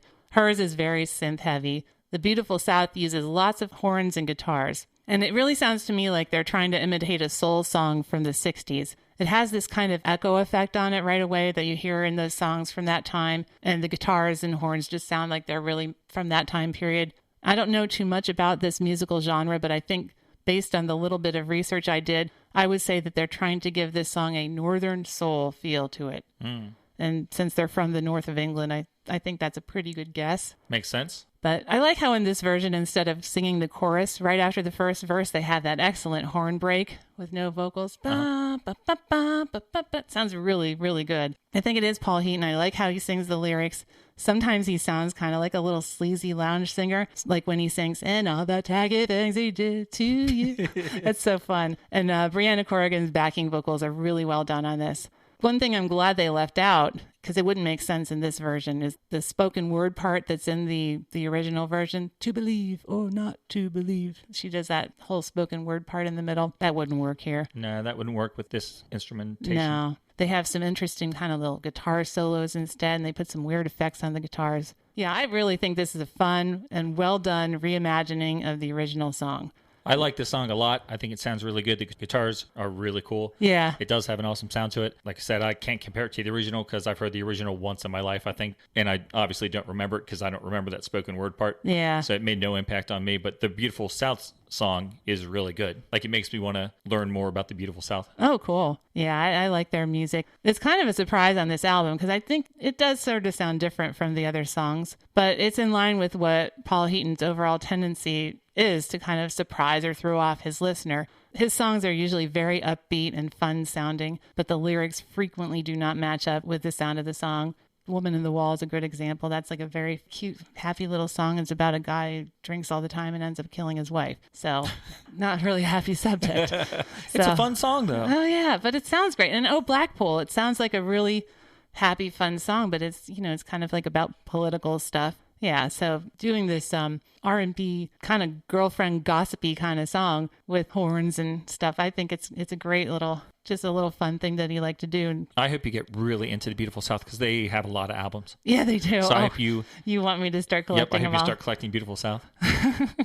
Well, I guess I could try. Yeah, so I think this is a lot of fun. I'm glad you enjoyed it too. Yeah, good tune. I'm certainly not going to let the fun continue with my next song. I'm going to bring the fun to an end. Oh, no. Things are going to get dark with my song. Fun time is over, huh? I'm going to liven it up because I'm going to get my friend Jimmy Kay in here to talk with us about my song. The song is dark. The song is very serious. But Jimmy Kay is a really funny guy. Yeah. I have some history with Jimmy Kay in that song, so that's why I want to get him in here. So we're going to have him join us. But before we even get to that, we have some more voicemails from our friends. Even more voicemails. Even more voicemails. So the first one is from our friend John Justice. John Justice is the administrator of a really good Depeche Mode group on Facebook. Depeche Mode World Violation is the group, and he's always sharing videos and cool little topics, pictures, and things like that. So I enjoy being a member of that group. He's also one of the people that took me up on my offer last year to play Words with Friends. So we're still playing Words with Friends. We've probably been playing nonstop for over a year now. I think he's probably a little better than me, but hopefully I give him enough of a challenge that it keeps him interested. So here's John Justice. Hello, Brian and Sarah. Thank you so much for the 5 years you put into making the Permanent Record podcast my go-to for everything regarding music, at least my music background. I really appreciate everything you've done, all the work you put in. It's been a great run these last 5 years, and I'm looking forward to many, many more years with you, listening to tidbits and things that I didn't know about my favorite albums. So thanks again. Really appreciate you, and hope you have a wonderful, wonderful weekend. Talk to you soon. Thank you, JJ. We're having an excellent weekend. We are. Thank you, John. So thanks. As I heard that, I I think we say the word tidbits like all the time. I think I say like, here's a tidbit. Yeah. And always announce like I have a little factoid or something. And I think we say tidbits. So I wonder if John Justice actually says tidbit normally, or if he's heard us say it so many times, it's now part of his vocabulary.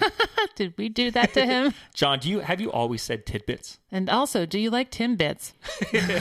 Have you ever had any? You know, when John said we've become his go-to for music, one of the goals that with social media that I had early on was I seriously wanted to become like the go-to for like news of music of this era. Like I wanted to see something like Erasure is releasing a surprise EP today, and like within like 5 minutes have it on our Facebook feed so people would learn it. Oh yeah, from us first. From us, Yeah, but it's so hard to do that. It really is. Yeah, there's a lot of people scooping us on that stuff. So it's really hard to be anyone's go-to for like breaking news. Yeah. But if we're John's go-to for like good discussion on the music that he loves, then I'm satisfied with that. Yeah, that's good. Yeah. We're his go-to for 35-year-old album reviews. There you go. So thanks, JJ. That means a lot that you took the time to call. Yeah, we appreciate it. Thank you. I've never called you JJ before right now. Hope you don't mind that. All right, so let's play one more. Let's go with another fellow. Oh. This is, this guy has to get his own podcast because his voice is amazing. amazing. Oh, yes. Oh, this one, yeah. So this is Jason from Las Vegas. Ooh, I like this one. I could listen to him talk on a podcast. Oh, yeah. About anything, probably. Sure. Let's see what Jason has to say. Brian and Sarah, this is Jason in Las Vegas, and congratulations on your 5-year anniversary.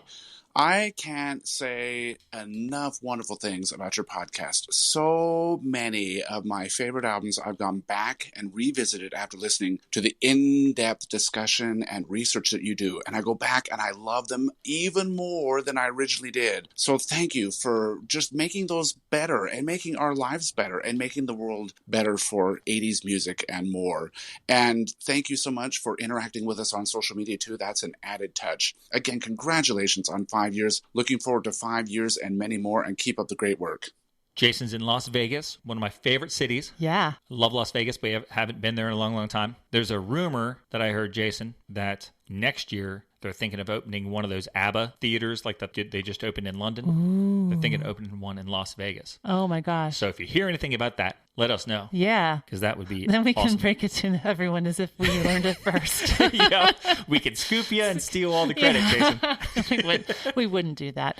But yeah, Jason, thank you so much for the very kind words. And even if they weren't so kind words, I would still love listening to them because I just love listening to that voice. I know. You should be on the radio, dude. But he said some really nice things, so he thank did. you. He was very, very kind. Yeah. And I love what he said about he likes to listen to the podcast and then it makes him revisit the albums that he already loved. Yeah. But he loves them more because that's exactly how I get. Right. Huge percentage of these records. For sure. Like I said before, I always have trouble segueing to the next album we're going to talk about because I just get so fixated on that previous album. Right. And I love it. Like Blondie, To the Beat, and ABC. Yeah. We spend so much time with them. We get so immersed in them and we're like rediscovering them ourselves. And then it's hard to move on sometimes because you're like, oh, but this one is so good. It's so good. I want to learn more. Yeah. So we're so glad that you get so much out of the show. That means a lot to us. Like I said just recently, one of my favorite things about doing the show is the interaction on social media. Yeah. Facebook isn't great. I wish I wasn't on Facebook, sort of. I know. I wish we didn't have to rely on it, but the fact that you guys are out there too and that we can have some really good discussions, that kind of makes it worthwhile and makes it better. Yeah, I think our wall on Facebook, or whatever you call it, permanent record page on Facebook, it's only good stuff on there. Oh, yeah. If I could just focus on that, Facebook would be awesome. Yeah, I know. So it is a lot of fun, and Twitter is awesome. Yeah, Twitter's very fun, too. So thanks to Jason for that message, and thanks to everybody who has, signed up with us on Facebook and interacts with us there and gives us feedback. That means a lot. We love to hear from you. We even like the lurkers, even if we don't hear from you. How do you even know they're there? I don't know about I'm just lurkers. guessing we have some. I'm just guessing. Jeez, I didn't know about that. Now I feel a little nervous. I feel like I got to always be at the top of my game. Well, you should.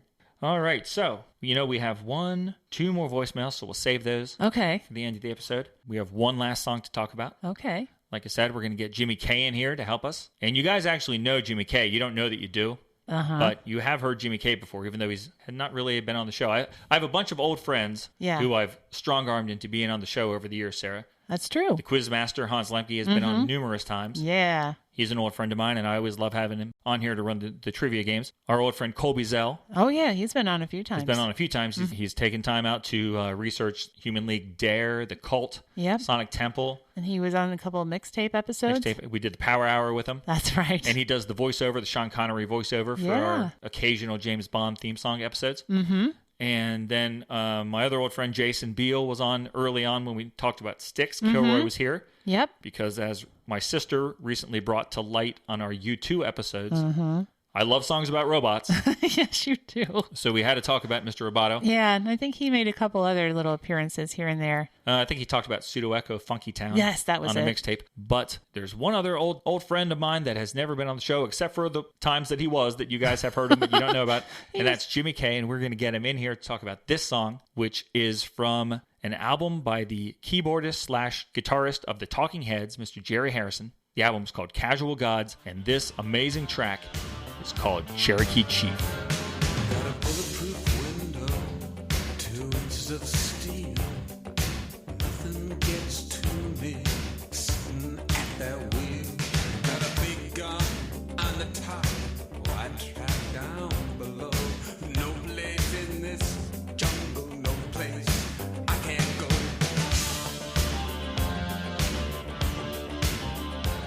So that was Cherokee Chief by Jerry Harrison and the Casual Gods off of, I guess, Jerry Harrison's second album, but I don't have that first one. So I always think of it as his first. And like I said, we can't really talk about this song without my old friend Jimmy K being here. And you know what? He is here. He's on the other side of the table. I'm looking right at him. Jimmy, thanks for joining us. Oh, hey, I'm really glad to be here. Thanks for having me. Been looking forward to this, getting together. Yeah, I haven't seen you in a while, so it's good to get you in here. The cool thing, we got to talk about this first, is that I told everybody they may not know the name Jimmy K, but they actually know your voice if they listen carefully. That's true. Why don't you tell folks how they might know you? Well, I guess it was 5 years ago now. Brian asked me to record a little introduction to this new podcast he was going to be doing with Sarah. So I came over here, I think, at this very table and sat down and recorded it with you. I was not really knowing what I was doing, but I did my best at it. So, and I was on here for, I guess, a while, huh? You were, yeah, because I really wanted you to do it because I think you have a really good, deep radio voice. And I was like, we're never going to find a better voice to introduce us than Jimmy K. But then we did find one, and I immediately just kicked you to the curb. Well, I can't really object to you switching to a professional, really seasoned DJ for your introduction. But I'm honored to have been on here for a while. So, and glad to be back and, contributing here to this episode. Although, Brian, I do like to think that I've had not just that initial contribution, but maybe even an earlier one that had some influence in this podcast. Oh, really? Well, let me take you back to, let's say, fall of 1987, I believe it was. I had a kind of a quiet weekend looking for something to do, and I started to put together a mixtape. I didn't want it to just be a normal mixtape, so for whatever reason, I kind of went in and named it this little thing called Jimmy K Plays the Hits. I forgot about Jimmy K Plays the Hits. And so I kind of just added, for whatever reason, commentary. Most of it was kind of made up fake facts about some of the songs that I was playing on there. And I think I had, a couple little maybe sketches. I might have brought in our beloved computer math teacher from school, Mr. Hare. Mr. Hare. You also had our old friend Beal. If you remember, you recorded a collaboration between Beal and Kraftwerk. Absolutely. Oh, man. Completely farcical, made up, but it was fun. At least I thought I was having fun doing it. But now, as I look back at that tape that I made, I kind of realized that I had no frame of reference for realizing it at the time, but it was kind of a one-episode podcast in the technology of the day. I mean, just a cassette tape. I had exactly one download in the way it was in those days, in that I gave you the tape. But, I like to imagine, an emphasis on imagine, but I like to think that I kind of, maybe subconsciously at least, influenced half the team here, Brian, in the back of his mind, years later when it was time to start doing this podcast. So that's at least how I like to think of it. It may not be that you only influenced us to create this podcast. It may actually be that you invented the podcast. Oh, wow. Hey, I can't imagine there was anything like a podcast before 87, so I mean, I can't go back now. So doing it with the technology of the day as best we could. But I certainly wasn't downloading podcasts on my Apple IIe. Boy, those Pet Shop Boys are great. I love it right in the middle of the song when they say, "You always on my house," or whatever it is they say. It's just a real little change of pace. It sort of surprised me when we got to that. Well, speaking of surprises, I've got a couple of guests in the studio here to maybe help us introduce this next song. Well, our first guest is, well, you know him, I know him, and we all love him, Mr. Hare. Mr. Hare, how are you doing? Well, we're happy as a toad, James. Taping this radio show quietly, are we? Oh, of course, Mr. Hare, of course. I'm being very quiet about it. That's good, that's good. No, we wouldn't want anybody to know how much fun we're having in here, would we? So you invented the podcast, and then we skip forward like 20 years, and they're all the rage. There you go. I don't know. I should be making money off that somehow, I think, but I don't know. But yeah, I don't know how you could do that at this point. You invented the podcast. You were the voice of our show, but you were also the person who introduced me to this final track number 5 that we're going to talk about today, Jerry Harrison's Cherokee Chief. Absolutely. And that was a song, I mean, you didn't discover it through Jerry Harrison directly. You weren't a Jerry Harrison fan, right? Not in particular. I mean, I was a Talking Heads fan, but I didn't really know any of his individual work or with Casual Gods. But I did come across a CD, a pretty cool one called the Sire Records Winter Sampler called Just Say Yes. I was trying to remember exactly how I acquired it. My mind was caught between either mail order or buying it in a store. I think I bought it in a store because I saw the cover caught my eye. It has Bugs Bunny on it. He's got sunglasses. He's roller skating. Skateboarding. There we go. There it is right in front of us. Okay, excellent. Thank you. Yeah, so I picked it up, and it had a lot of good songs on it. Some bands I was introduced to, like the Mighty Lemon Drops or the Replacements, but then it had one of the last tracks on it was Jerry Harrison. That's right. It was the penultimate track right before Erasure's Hideaway. And I was always like, you got these CDs for a while. I don't know if it was every season or every year or what, but you had like the first 3 or 4 of them. I never saw them in stores. I wasn't really sure where you were getting them, but I thought they were so awesome because, you know, I was so into Depeche Mode, and I thought Sire Records was the best because they were the U.S. label for Depeche Mode. So every act that they had must be of value. And so, like, I was so impressed that you got these CDs somehow. I remember one of the songs that we got really into was the group James. That was the first time I heard of James. Absolutely. And that was from their very first album. They're still around. It's crazy. Yeah, they had their track was Yahoo on there. Yep. And I think a later one had the song What For. Oh, yeah, exactly. But Yahoo was the one that I really loved. So you think you just got those at the record shop? I may have mail ordered the other 2. Maybe that's why I'm thinking mail order. But I think I came across the first one. But I don't know, it's a little bit been lost to the mist of time in my mind at this point. But this was also would have been 1987 that I came across Just Say Yes. Very important year for music, apparently. Apparently. That's right. That's right. You were always the one who had like the more, I don't know, I'm not sure avant-garde is the proper word, but I'm just going to say that. You had the more avant-garde music. You know, as I was buying like Depeche Mode and Erasure, and, you know, I was very much in that lane. You were getting things like Art of Noise and Yellow. Oh, yes. I always enjoyed that sound. And I would go up to your house and you'd say, like, oh, listen to this. I just got this. I heard Yellow. What was their famous song that was in Ferris Bueller? Oh, yeah. There we go. Thank you. It's actually just called it. Like, I remember you had the 12-inch for that. Yeah, the long remix of it. Yep. How many times can you say, oh, yeah? But, hey, it was fun. In that voice, I wanted to keep hearing it over and over. So, And Art of Noise, I thought was terrible until I started hanging out with you because a couple years earlier, during the summer, I would watch this music video show. I've talked about it on here before. I can't think of the name of it, but it was on a local Philadelphia TV channel. Oh, yeah. Channel 17, Philadelphia. I remember that as well, yep. And it was on every weeknight at like 11 o'clock for 30 minutes. And they, for 2 weeks straight, showed the Close to the Edit video with that little girl like on the railroad tracks banging stuff. Yep. And I hated it. And they showed it every day, it seemed. And I just wanted to get away from it. And then the fact that you bought an Art of Noise album, I was like, oh, why would he spend his money on that? It was the album Invisible Silence, which was great. Oh, yeah, that album is Love so that good. Album. Yep. Lots of good memories listening to the Art of Noise. Wish I could get my son to appreciate it and Kraftwerk and things like that the way I did. But no, it's good stuff. I really enjoyed it back in the day. Ryan doesn't dig it, though? Yeah, Ryan's summation of one of the Kraftwerk songs I played for him was that it sounded like a duet between Stephen Hawking and Siri, and he wasn't too impressed with that. So, Oh my gosh, that's so funny. Well, you know, that's when you've got to get your son, sit him down, look him right in the eyes, and tell him, I'm the operator of my pocket calculator. There you go. That'll win him over to Kraftwerk. And he'll say, what's a pocket calculator? I have a smartphone. Yeah, exactly. Yeah, why hasn't Kraftwerk? I know that they hole up at that studio of theirs that's like in the middle of nowhere, and they like don't like to go out into the world. But They haven't done an album of new material in like 25 years. I guess Tour de France was their last album. You think they'd release something about smartphones or something? Yeah, I know. There's a lot of new material, a lot of new technology for them to kind of comment on or simulate in their way.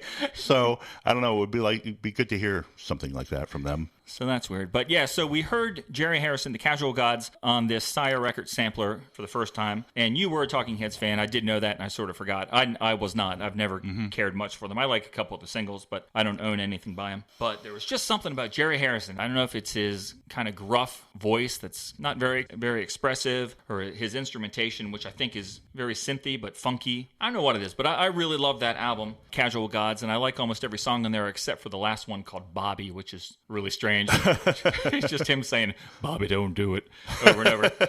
So that album came out in February of 1988. I'm told that the album only charted in Australia, but evidently Australia really, really loved it. And when I say I'm told, I saw it on Wikipedia. Australia took Jerry Harrison all the way to number 18 on the album charts, but no other country in the world seems to have cared about this record. Interesting. And it looks like Cherokee Chief was released as a single there. Oh, okay. And it fought tooth and nail and climbed all the way to number 92. But before you think Jerry Harrison never had a hit, he did have a song called Rev It Up, which peaked at number 7 on the U.S. mainstream rock chart. And I do remember hearing that song on the radio back in the day. Got the heat turned on and the windows down. She's hell on wheels, telling everyone how good it feels. Might be the she-wolf knocking on my door. She wants to roll the rug up but get down on the floor. She said, let's ride.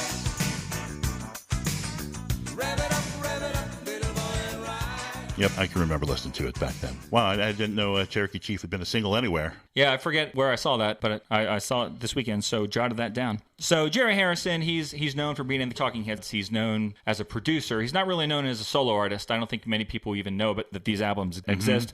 But he has produced records for a ton of bands that people know. And he's worked and produced for the Violent Femmes, Poi Dog Pondering, the Bodines, Live, which is like a local favorite that we're expected to love Live because we could drive to their hometown in like 30 minutes.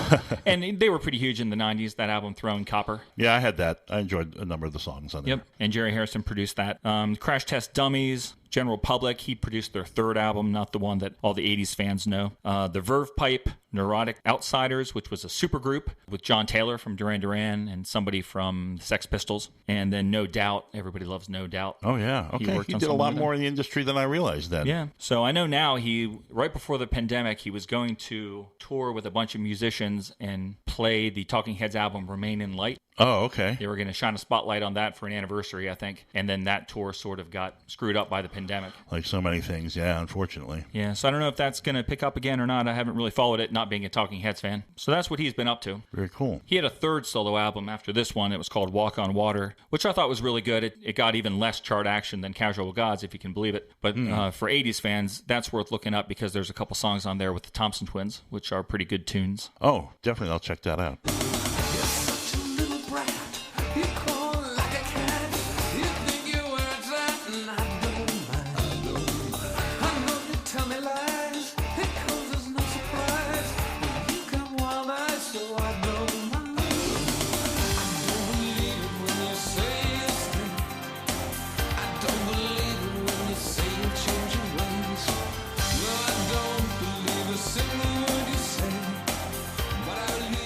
Now, Sarah, you haven't been saying much. If you want to sing the praises of Jerry Harrison, why don't you jump in here and do so? Well, I'm happy to hear you guys talk about Jerry Harrison. I think this is another one of those, a small subset of music that I don't like, you like. That is true, but correct me if I'm wrong. I sort of have a memory of me copying this album for you in high school, and I think that I copied it for you on the same tape as the Human League Crash, which you also despise. So I would have to think that would probably be one of your least favorite tapes that you've ever owned. Oh my gosh, wow, I'll have to go back and look. I don't know, but if that's the case, then yeah, that's like the double bill of not good stuff for me. Like, no. When I hear this song, I get why you like it. I think I get why you like it. The word that comes to my mind when I hear this song is macho. It is so macho. It is just so very full of testosterone and It's just not my scene. You have to give it that, though. Yeah, he definitely went for macho. I think I took some notes on that here. Let me see if I can find it real fast. Yeah, I said, as a kid, I liked the lyrics because I thought they were the musical equivalent of an action movie. However, as a grown-up, I read along with it, and I see it as something slightly more sinister. It's kind of like if Rorschach from The Watchmen had, like, all of Batman's really expensive high-tech equipment. Like, it's someone who's going out and, quote, fighting crime, but their idea of what crime is might differ very greatly from what my idea of crime is. Like as a kid, I thought it was just action-packed. As a grown-up, I'm not sure I agree with the politics of this character in the song. Yeah. But it doesn't change that it's kind of catchy music. I enjoy it. And it's definitely more, I think, of a more rock sound than what you had with the Talking Heads. I just always enjoyed that tune. Yeah, me too. So I found some reviews. I was looking for reviews of Cherokee Chief. I didn't really find that per se. I found a couple reviews for the album, and I was kind of shocked by what I was finding online. I ended up only writing one down because when I was a kid, I remember I had an issue of Spin magazine, I think it was. It was either Rolling Stone or Spin. I think it was Spin. And they did a review of this, and I remember it started by saying, like, hey, guys, you know, it turns out Jerry Harrison may be the person who's adding the funk to the Talking Heads because this album is really good. Mm-hmm. So with that being the only thing I've ever read about him, I thought that Jerry Harrison was very highly regarded, like in the critical music community. Going out here and looking for stuff about this song now, I'm finding that Spin Magazine may have been an outlier. Because I'm not finding many people who seem to have much respect for Jerry Harrison. Well, that makes me feel a little bit better about my reaction to the album. Thank you. You feel validated there, huh, Sarah? Okay.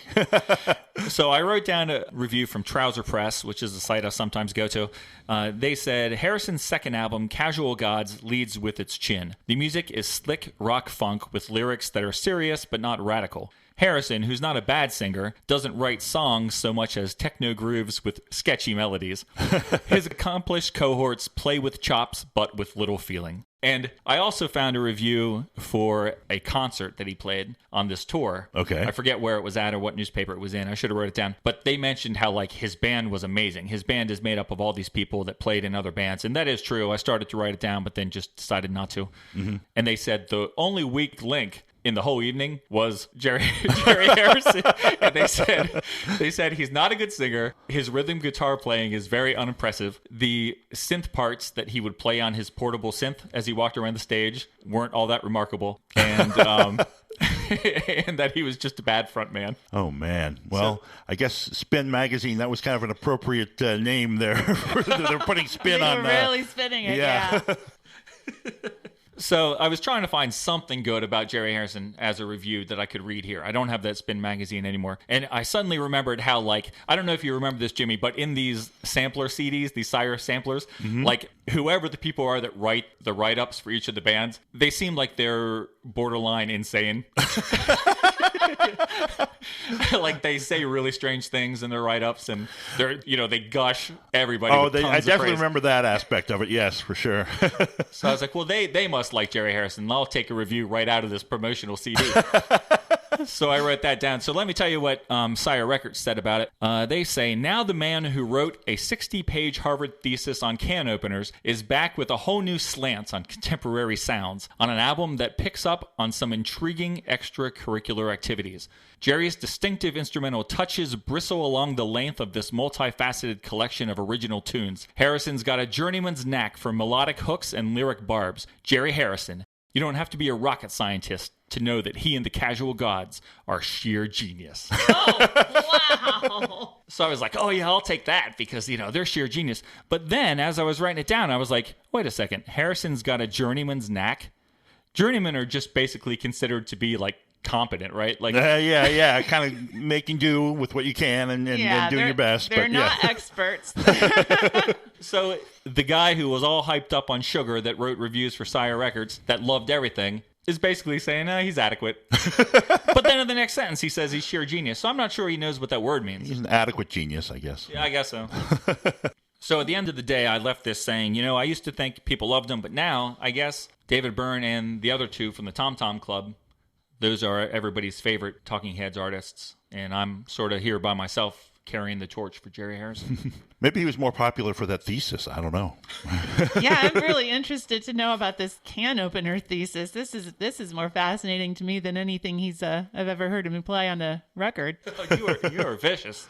Vicious to Mr. Harrison. So we're talking about this song, Cherokee Chief. It was not a single here in America, but it's a great song nonetheless. It was written with Ernie Brooks, who is in The Modern Lovers with Jerry Harrison. And to my surprise, it features guitars by Robbie McIntosh, who I always think of as Paul McCartney's guitarist, even though he hasn't been for like 30 years. But he played guitar on two of my favorite Paul albums, Flowers in the Dirt and Off the Ground, and toured with Paul's band for that time period. Once I remembered that, I remembered, oh yeah, Robbie was also in The Pretenders for a while. He was on the very famous album Learning to Crawl, and then the follow-up Get Close, which had Don't Get Me Wrong on it. So, and then I just said, I'm going to see what else he did, because he seems to get involved with like really good bands. So he was in Talk for 3 albums in 84, 86, and 88. He was in Tears for Fears for Sowing the Seeds of Love, and he played on one of the more boring Howard Jones albums, In the Running, but that did have a pretty good single in the song Lift Me Up. I remember really liking that one, and it got a good amount of airplay. So Robbie McIntosh, good guitarist, and I was happy to see him on this Jerry Harrison album. Well, then I'll say there was one good thing about it.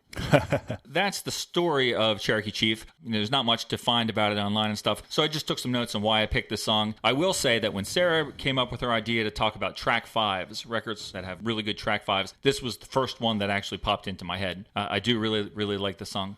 I was trying to figure out why I might like it so much. Sarah for 40 years has said it's not any good, and I'm reading online that he's not any good. So I sort of felt like the drums on this track, I don't know what you think about this, Jimmy, or if you paid any attention to the drums. They don't sound that different from something that Queen would use on a track like Tear It Up or I Want It All, like a Queen song that you could play at a sports stadium. Oh, yeah, I agree. It's kind of got that power to it, and that sound. Yeah, and then oddly enough, there's this keyboard riff in it that goes dun dun dun dun dun dun. Yep. But if you take that melody just by itself, I was trying to make it sound kind of gruff and tough there with my voice. Well, it was similar to the actual sound. Yeah, Thanks. absolutely. But if you just sort of play it like this, if you try to play it like in a regular voice, it's not that far removed from something Vince Clarke might play on like Erasure Wonderland. There's this guitar riff that starts, or a keyboard riff that starts the song. It comes in after the first verse. It comes in after the first chorus, and it's do do do do do do do do do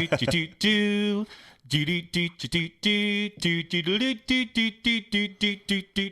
And I'm like, Vince Clarke would play that. That's a good point. Yeah, I totally agree. Yeah, I'd hear something maybe like on the Circus, one of the early albums. I could totally see that riff. Yeah, because I think the Jerry Harrison version is almost kind of like an organ or just a real, grimy kind of sounding keyboard, and Vince Clarke would make a much cuter sound. Oh, that's a great point. I had never really thought of it that way, but when you kind of sing it like that, I definitely can hear it. Yeah, Jerry Harrison just muscles it up.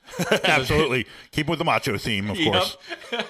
This song is so macho. He was like, there's a really great line that I actually didn't know until this weekend. I've always just sung it as, in this town, it's always perfect weather. Mm-hmm. But when I was researching it, he actually says, in this town, it's always earthquake weather. Oh. And I listened to him do it live, and he clearly says earthquake, which I thought was like a great, that's just a cool idea. It's earthquake weather in this town. Yeah. There's just so many like crazy over the top tough lines, like don't inquire about your family, don't ask to see the pictures of the dead.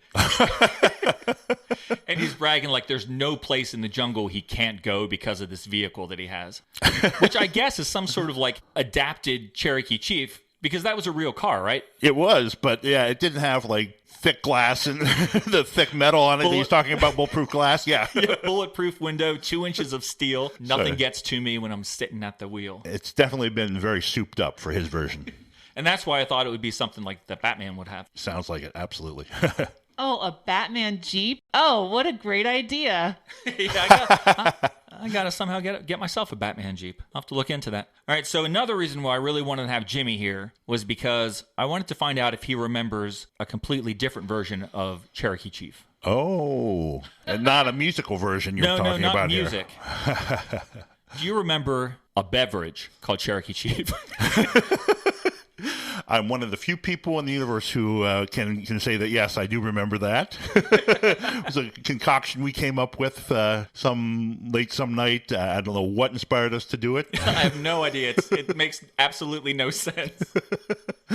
Yeah, there was a red cherry-flavored soda that was really just kind of thing from this region, Pennsylvania. Yeah, I actually looked it up, so I can tell Okay. you. It was bottled in Scranton, Pennsylvania, and Kecksburg, Pennsylvania. Haven't even heard of that town. But I haven't yeah. either. Around for the 80s and 90s, and then in 2010, the same company that owns Dr. Pepper bought it. But okay. I'm not sure if they continued to make the beverage. I don't think they did. I was thinking about it recently, or just this morning myself. I looked up and I saw somebody trying to sell a 2-liter bottle of it for $1,000 on eBay. Oh my God, we got to get that. Yeah. It'd be our last chance to enjoy a good round of Cherokee Chief once again. 2-liter bottles, like, after 6 months or so, they lose like their carbonation. Like I've opened like sparkling waters in those plastic bottles, and they're totally flat. I know. I can just imagine how nasty that must be. That's 'cause sodas. I think it's probably at least like 10 years old. So. And another thing about that soda, they didn't spell it the way the Native American tribe is spelled, and the car. It's Cherokee with an I instead of an O in the middle. I don't know if they thought that was going to help them brand it better, or or they thought that was more similar to cherry, like the cherry flavor. But it did still have like a Native American chieftain pictured on it. Right. I think it was kind of like, if you're not offended enough that we're stealing your image to market our product, we're going to also go out of our way to misspell the name of your tribe. Yeah, exactly, to make it more cherry flavored sounding or something. It was pretty bad, I think. Yeah, so what was the name of this actual beverage? Oh, Cherokee Red. Because, yeah, it was a bright red dyed, probably with the red dye that's not even good for you or whatever. But so far we've only been talking about the soda, not Cherokee Chief, the beverage, which of course took a little more work to make. Oh, yeah, but everything worth drinking takes a little time and effort. That's right. So, yeah, I'm really craving one right now. I wish we can get that soda. So tell everybody what it was. Well, you had to have in your fridge a little non-dairy creamer. And you just take the non-dairy creamer, mix it up with the Cherokee Red, and it would become Cherokee Chief. The soda went from a very bright red to like a Pepto-Bismol pink color. A creamy concoction. Yep. And if you didn't drink it right away, Cherokee chunks would start to form in the drink. Absolutely. I don't know if the non-dairy creamer was curdling or what, but yeah, it would get pretty nasty. It absolutely blows my mind that you, Brian, would drink something like this, knowing how picky of an eater you are and, you know, all your food rules and things like that. I cannot believe you would drink this. It's just crazy. Well, that's because you are ignoring the connection to this amazing song by Jerry Harrison. That convinced me that it's a good thing to drink. The common name alone just made it awesome. Yep, Cherokee Chief. That was refreshing.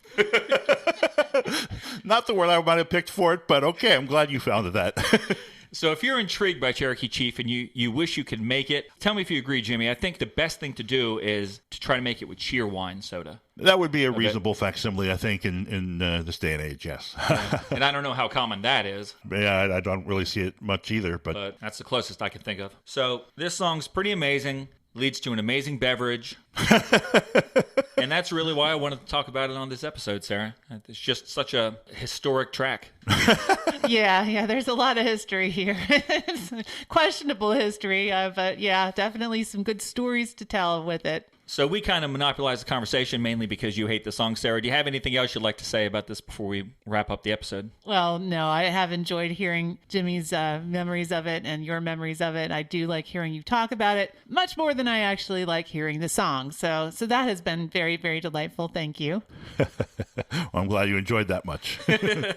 So we have 2 more voicemails, people calling in to congratulate us on our show. We told everybody, Jimmy, that this is kind of like the first episode of this season of Curb Your Enthusiasm. So we put out the call for people to send us voicemails knowing they'd be really kind. So we've been sharing the voicemails, so we have 2 left to share. So this first one is from our friend on Twitter, Roxy from Philly. Hey, Brian and Sarah. This is Roxanne, a.k.a. Roxy from Philly.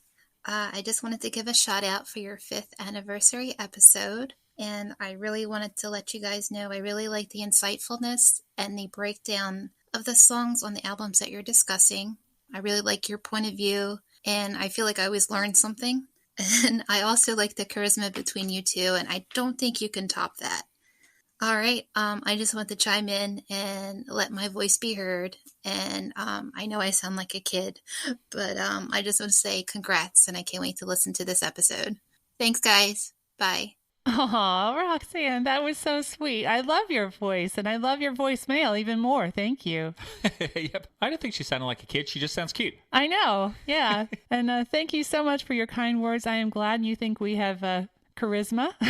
Yeah, that's actually totally faked. Oh, yeah. Believe it or not. Yeah, we hate each other. That's the one part of the show that is totally like a put on. Yeah. We hardly talk to each other most of the time. That's right, yeah.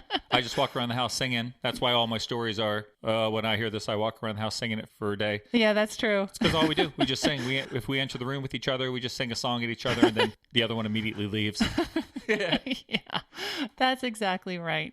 But we do appreciate you taking the time to send that message. That was awesome. When we first heard from Roxy, wasn't it because she knew some of the beaches that I told? Yeah, I think stories? that's probably true. I mean, being from Philly, yeah, she goes down the shore a lot, I'm sure. Yeah. So that was pretty cool. So yeah. It was great to hear from you. And thanks for all your support on Twitter as well. I always like seeing you on Twitter. Yeah, she's a good Twitter follower. Thank you.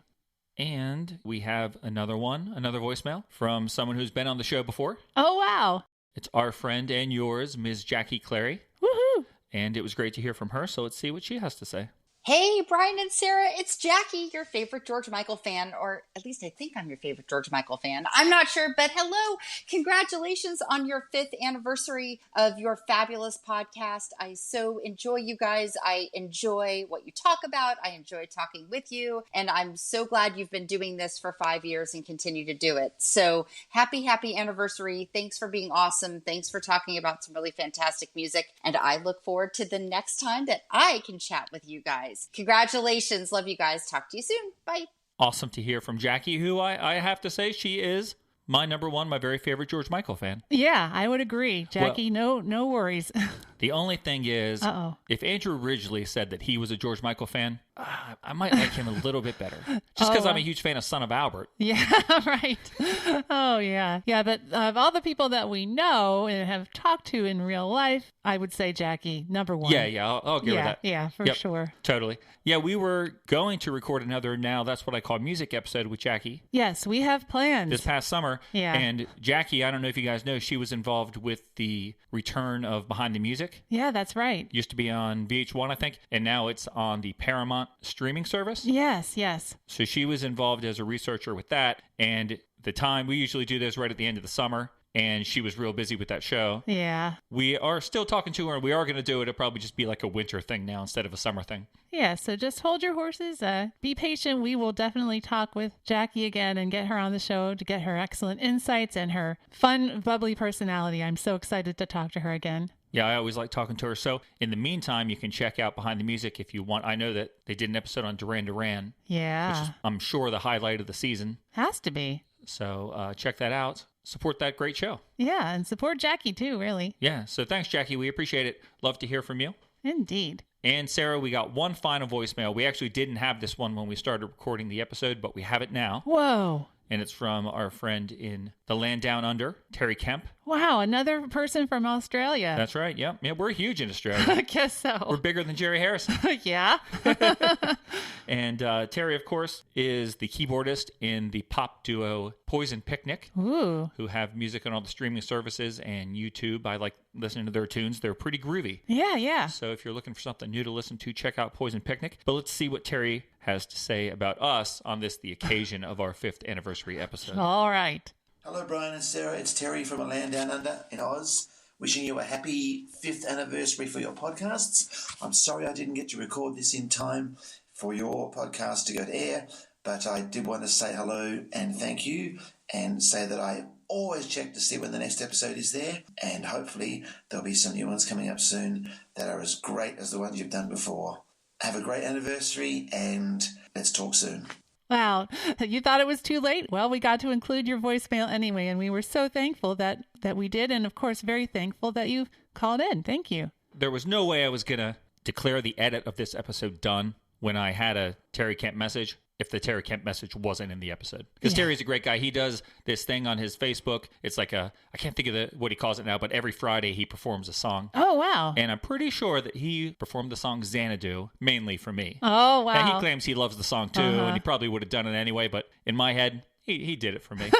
It was all about you. Yep. Aren't most things? Well, maybe. Sometimes I think so. So, Terry, it was awesome to hear from you. I talk to you via Facebook Messenger all the time. Yeah. Cool to hear your voice. And we appreciate your support. I know that you said you always go out and look for new episodes. Those new episodes are fewer and fewer as the year has gone on, but we're still doing our best. We really are. Yeah, and we do hope to bring out some new episodes for you soon, and hope you'll like those too. Yep. So thanks for your support. We appreciate it. Thanks everybody who sent voicemails. What a treat it was for us. Even though we did go out and beg for them. Yeah. It was still a treat to get them and hear how people enjoy the show. We asked and you followed through, so thank you very much. So we have some thanks to give out to the folks who have helped us out with the show over the last 5 years. But before we do, Sarah, as I went back and listened to this new episode that we just finished, that people are finishing up now, you mentioned that you really like the Beautiful South and you would like to get that album on CD one day because you only have your tape of it. Yeah. So here, in honor of our 5th anniversary, I went over to our CD shelf and just took it off the shelf. So there you can have that. That's okay. Welcome to the Beautiful South, the debut album by the Beautiful South on CD that for some reason on our episode you say you'd like to get on CD one day. That's so funny. I thought we had it, but then when I went to look for it, I didn't see it, so I don't know where I was looking. Oh, well, it was under B, so maybe you didn't notice it under B for Beautiful South. I don't know. Oh, good grief. Okay. Well, hey, look at that. Yeah, happy 5th anniversary, Sarah. Thank you. Yeah. Oh, boy. All right, so I want to thank all the wonderfully nice people who over the last 5 years have helped us put this podcast together and get the episodes released and out to you to listen to. So we have had a number of people who have been very kind to give up their free time to research things and come on and talk with us. We've had a number of guest hosts over the years. So thanks go out to my dear friend Colby Zell, who was the first person to come in and sit with us. He sat in with me on The Fix, The Human League.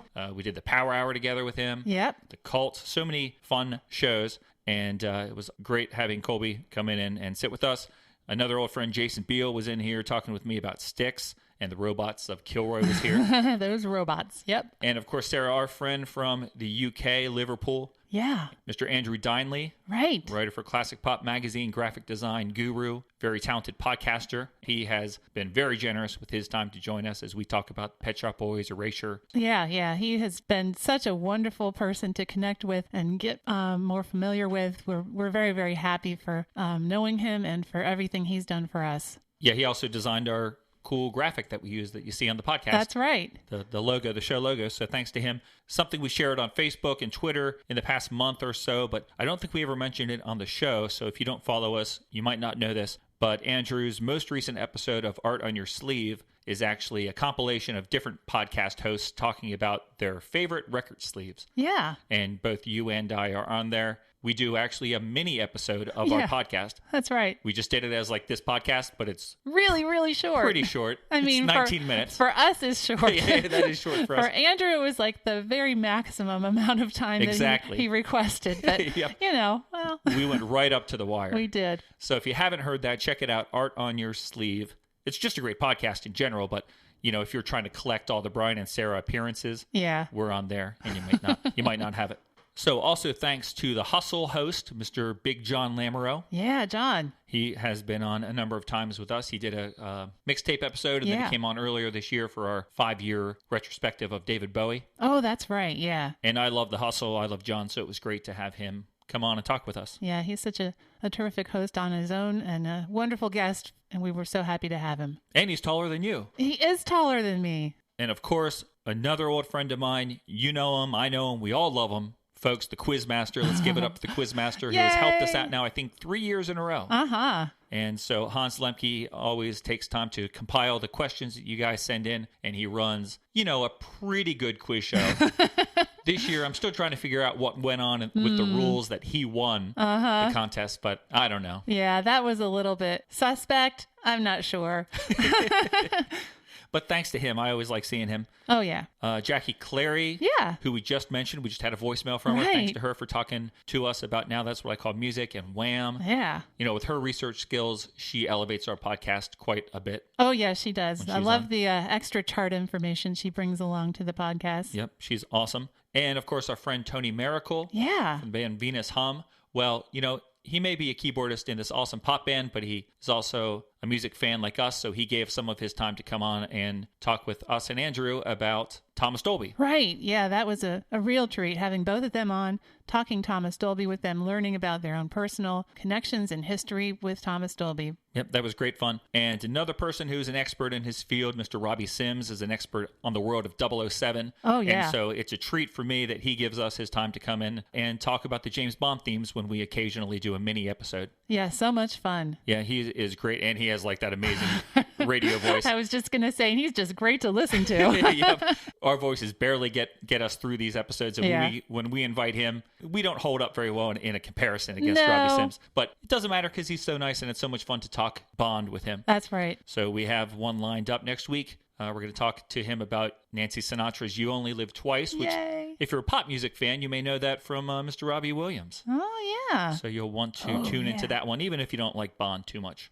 But who doesn't like Bond? I know. Just a few more. We have to thank Mr. David O. of the D-Side. Oh, yeah. Who joined us for that same David Bowie retrospective that we did with John Lamoureux. That's right. David O's not going to hear this because I imagine he's just locked in a room listening to the new Duran Duran album, Future Past, over and over and over.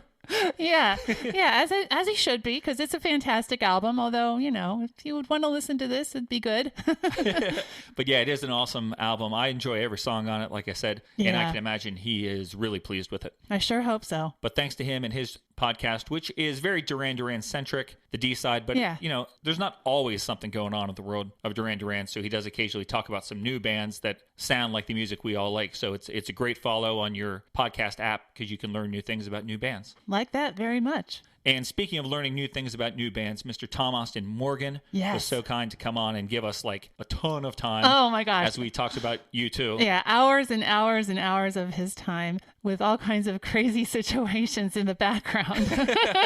And meanwhile, we knew it at the time, but we weren't allowed to talk about it. Mm-hmm. He was in the process of becoming the new bass player for the band Sham 69. Yeah. Which is like a real band. They had hits in the late 70s. That's right. They're like a punk band. And so he was getting ready to, learn songs. And I think he had to learn like 60 songs. And now they're out touring throughout Europe. Yeah, it's super cool. And he's just such a great guy. We were so happy and so thankful that he spent so much time talking to us. It was just a delight. Yep, great guy. And those same episodes, the same U2 episodes, I also have to give a shout out and a thanks to my sister, Erin Berlew, who came in here on the final episode and actually took over so we didn't have to do the hosting. Because we had some stuff going on that prevented us from really having much free time that month of September. So Erin came in and took that over, which was awesome. Yeah. Because she likes U2 more than she likes me. So she was in her element. Oh, yeah. I think she had a fantastic time. And it was a wonderful treat to have her on. It was. And finally, thanks to the man you just heard in this episode, Mr. Jimmy K. Yes. My longtime friend. And it was awesome to get him in here because so much of the 80s music that I remember fondly, I, heard for the first or best time, like on his really tall stereo that if you stick around after the Duran Duran song that's going to play, you may get the details on Jimmy K's stereo. So it was great to have him sit in with us. Yeah. Because he's just so funny and it's always great to see him. Yeah, he's a terrific guy. It was a real treat to see him again and have him talk with us. So, wow, what a long list. How great that all those people have come on the show and talked to us. And guess what? What? I have even more people to thank. Even more? Yeah, even more. But wait, there's more. Yeah, because, not only do those people that we just mentioned, they were kind of co-hosting with us and talking with us, but then we got to interview a bunch of people as well. Yeah, that was something that, our goal was never to become an interview show. Yeah. But in the first couple months of lockdown, when things were just shut down and crazy, it just became something that, maybe people were just sitting around not doing anything, and they would actually want to come on and talk with us. Yeah, we were craving some social interaction, I think. It was just the two of us, and we just revealed that we don't talk to each other in the house. We only sing. So we need some more people to talk to, and the very first person that was gracious enough to answer that call and say yes to talking with us was Mr. Tony Miracle. Yay. Yeah, so we got to hear all kinds of things about his musical past, all the different groups that he worked with, and then the groups that he's been in. Of course, the most important one would be Venus Hum. That's right. And that was super cool to learn about their history, and even more cool now that they're back. That's right, and we got to hear his story about spending an evening in a pub with Vince Clarke. Yeah. So if you didn't listen to that episode, you missed a story about Mr. Vincent Clarke. Yeah, so go back and listen to that. Maybe listen to it again just because it's super cool. So then the next guests we got to have on were some amazing people, Rob Rowe and Von Herzog from the group VHXRR. That was amazing. I know. I'm so glad that, we have this podcast out there that's like 2.5 hours long, but the first 90 minutes of it is sort of documenting the history of Cause and Effect, which is one of our favorite bands. I mean, we've loved Cause and Effect since the early 90s. Since we heard You Think You Know Her on the radio. Yeah. And then Trip became an album that we were insanely into. Yeah. And to me, it's just so cool that, there's not going to be a movie like there was with Queen. There's not going to be a movie about Cause and Effect. No. But if there's somebody who wants to learn about Cause and Effect, well, we have 90 minutes of discussing the history of the band. Yeah. That you can go listen to. And I just think it's a great document. I'm so glad we were able to do that. Yeah. And then we get Vaughn on there and we break this news. Well, we don't break the news, but we talk about the fact that there's this brand new band that's making music just as good as the music we just spent 90 minutes singing the praises of. That's right. It's so great that VHXRR is out there doing what they do. Yeah. And they just keep doing it too. And we're so thankful for that. Yeah. Yep. Brand new song dropped yesterday, Heavenly Outline. And it's, in my opinion, the best song on this cycle of songs from this third EP. I love it. So check it out on Bandcamp. Yeah, it's really good. So then we also got to interview someone we just talked about in the guest host, but we interviewed Robbie Sims. Oh, yeah, that's right. Yeah. That's right. We talked about him and his Bond book. Yeah. Quantum of Silliness. Quantum of Silliness. Which I think, you read it. You like Bond. Oh, yeah. I think anybody would like it because of all the silly puns, the ridiculous puns in it and stuff. But if you're a Bond fan, it's like real hilarious. Yeah, it's doubly good because you know why these jokes are so extra funny. They're funny on their own, but they're even funnier when you know some Bond stuff. So. Right. Yeah, so it was a lot of fun talking with Robbie once again and learning more about that book and how it all came to pass. And then we got to talk with some more wonderful guys from another wonderful band, Brian Belknap and Adam Collier from Blacklight. Blacklight. Among other things, actually. They all have their own, they both have their own projects too, besides that. Right, they that. do. Yep. And we heard from Brian in the very beginning of this episode. He sent us the well wishes. Yes. So that was great. But yeah, Blacklight is awesome. We talked about their album, Music in a Time of Uncertainty. Mm-hmm. They've just brought out a new album called Into the Void, and it's awesome. Yeah. So definitely check it out on their Bandcamp page. Bandcamp is the place for like so much good music these days. So thanks to those guys. We love talking to them. Yeah. And it was great to get to meet Brian in Philly and Chinatown and have a little bit of a ice cream run with him after dinner. Yeah. It was a really, really cool treat. I was going to say have a little bit of an adventure with him, but really it was an ice cream run. Yeah. It's hard to make an ice cream run sound too exciting. Yeah, because none of it spilled, thankfully.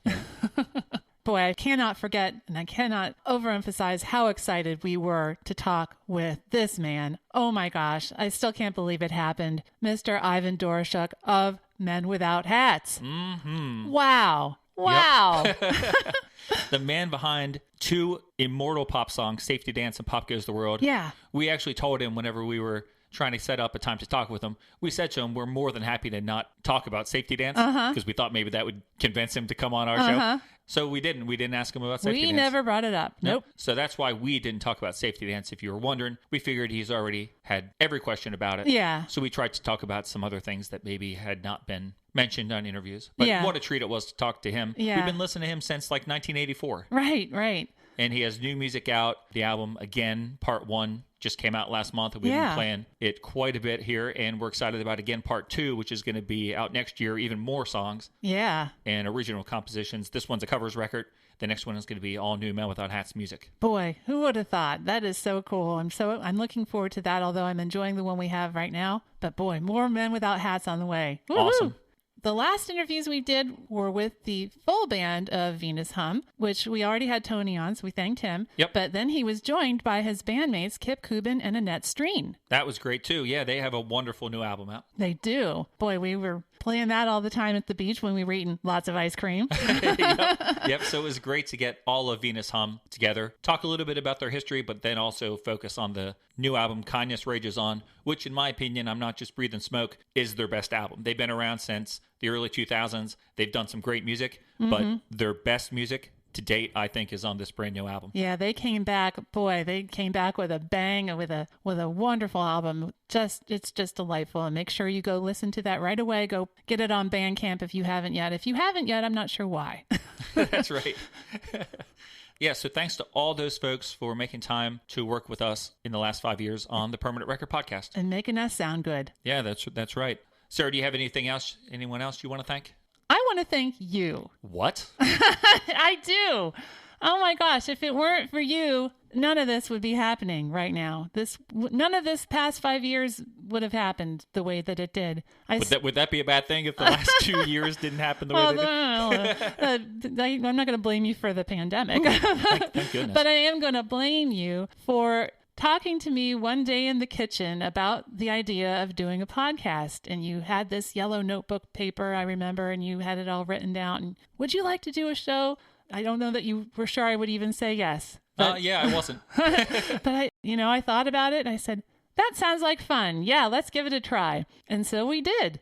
And here we are 5 years later. Yeah, pretty crazy. Yeah, and I'm sure you didn't know at that time how much work it would mean for you, because you are amazing and just tireless with your editing. Oh no, I'm tired. I'm tired of editing. You are, but you still do it. You do it so well. You work so hard. That's something I cannot do. I do research and I talk, I do show notes, but you make this show sound so good. And if it weren't for you, well, like I said, there just wouldn't be one. So thank you, thank you, thank you. I'm so happy to be your co-host, and I really think everyone knows you're the best one. I'm not the favorite. I'm the second favorite. You're the favorite. Oh, I don't know about that, Sarah. Well, you're my favorite. Well, thank you. Yeah. Thank you. Appreciate the kind words. Thanks to you for agreeing to put in so many hours of research and all this stuff just because I had the idea of doing a podcast because I like podcasts. You weren't even listening to podcasts at the time, so I appreciate that. And it's been a lot of fun. Well, good. I'm glad you think so. And I know that we both would want to thank, everybody who's listening to this. Oh, yeah. Because, 5 years into this, if we were still connecting to the same number of people that we were after the first episode, it really wouldn't be worth doing this. No. So thanks to everyone who has discovered the show and has stuck with it and who has reached out to us on Twitter or Facebook or email. We love hearing from you and talking about this music. It means a lot. We like the reviews on iTunes. Mm-hmm. We get to read those on here. We haven't gotten any since August, actually. But I'm not complaining. No. But the reviews are great. But the best part is, getting a message from someone like, heard your episode. This is what I think about that band. What do you think about that? Yeah. I like this or whatever. Hearing your memories of the music, that's the best part. Right. We appreciate everybody. Exactly. I totally agree with everything you said. The reason that you wanted to do this was because you like talking about music. You like talking about music with me, and I like talking about it with you. But now we get to talk about it with a whole bunch of other people online. And isn't that the coolest thing? I'm just so cool. happy about that because we've learned so much from other people and just, gotten many friendships out of this. And I'm just so thankful. It's awesome. Agreed. It is awesome. So, folks, we appreciate you guys. We thank you for everything these past 5 years. It was great to have the voicemails in this episode. But you know what? You can always send us a voicemail. That's right. It's not just because of the 5th anniversary we're open for voicemails. You can always send us voicemails. You can call us at 724-490-8324. If you're in the U.S., it's easy to dial that number. I think the phone rings more times than you think it should as you're waiting for the voicemail to pick it up. Okay. But it will pick it up. Or you can go to the website speakpipe.com/permrecordpod, and you can leave a voicemail for us right there in your web browser. Yeah. You're just talking to your phone like you're on the phone. And it's really easy. We get 30 voicemails a month, Sarah. Uh-huh. And we've never even come close to needing more than one a month. Sometimes we don't even need one a month. Yeah. But this month we did get like these 11 voicemails. Wow. And because of that, I've started getting emails from SpeakPipe saying, hey, here's how you can upgrade your account. Because they think, this is becoming a regular thing. Uh-huh. I got news for them. It's not. Probably not. No. But No. It was nice that we got enough that they noticed us. That's right. Yeah. We like to be noticed. So thanks, folks. We're going to get out of here and let you go about your day. Indeed. But thanks so much for spending the last 2 hours with us. And the last 5 years. Yeah, exactly. Exactly. And we have some more shows. Hopefully we'll have a couple more shows before the end of the year here for our Christmas show ends the year. Yep. So we'll talk to you again before too long. Oh, yeah. If not here on the podcast, which I think we will, definitely on social media. Look for us there and reach out to us anytime you'd like. Awesome. Thanks, Sarah. Thank you, Brian. See you, everybody.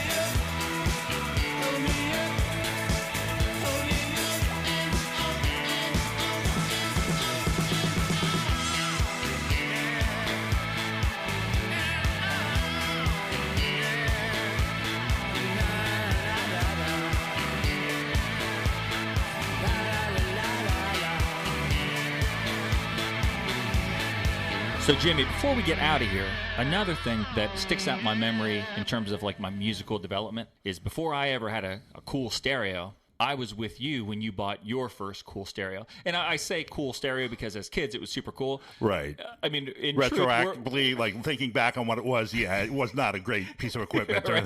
As we're going to find out in the story, we buy it at Kmart. Yes, exactly.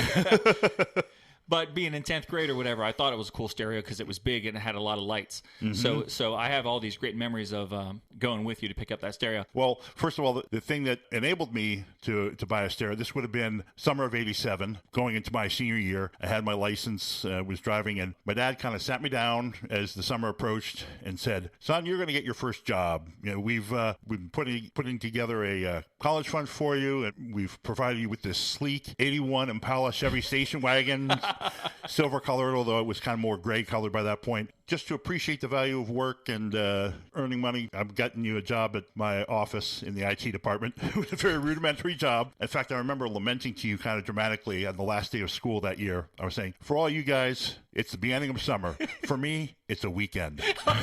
Because that very next Monday, I was starting my new job. Oh, that stinks. So I was a little bummed out about having to be working all summer, but I quickly came to realize what it was like to get a paycheck and was pretty enthused about that. I think I was making $4.25 an hour, which was actually a little above the minimum wage at the time. Wow. It was like, wow. I remember noticing because I was expecting to get like $3.75 or whatever it was at the time. So when I actually got like some money, I thought, this is awesome. Maybe I can actually get a stereo, have a CD player for the first time. So I thought that was pretty cool.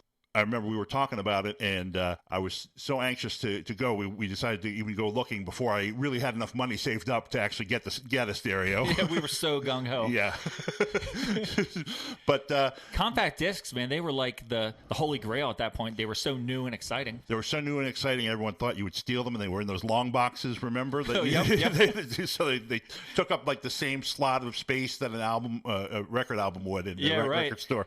And it took like half of our tree population of the world to make those long boxes. Yep. It was very wasteful. Yep. But living here in central Pennsylvania, out almost in the middle of nowhere, we had limited options for where to shop. So we went to Kmart in Carlisle, Pennsylvania.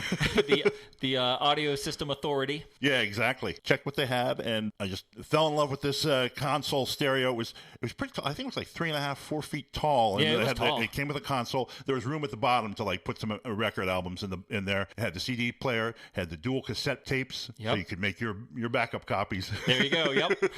and a turntable at the top, and then pretty tall speakers too. So I think we both were excited about it. I thought it was pretty awesome. But then of course came the aspect that I hadn't received enough paychecks yet to pay for it.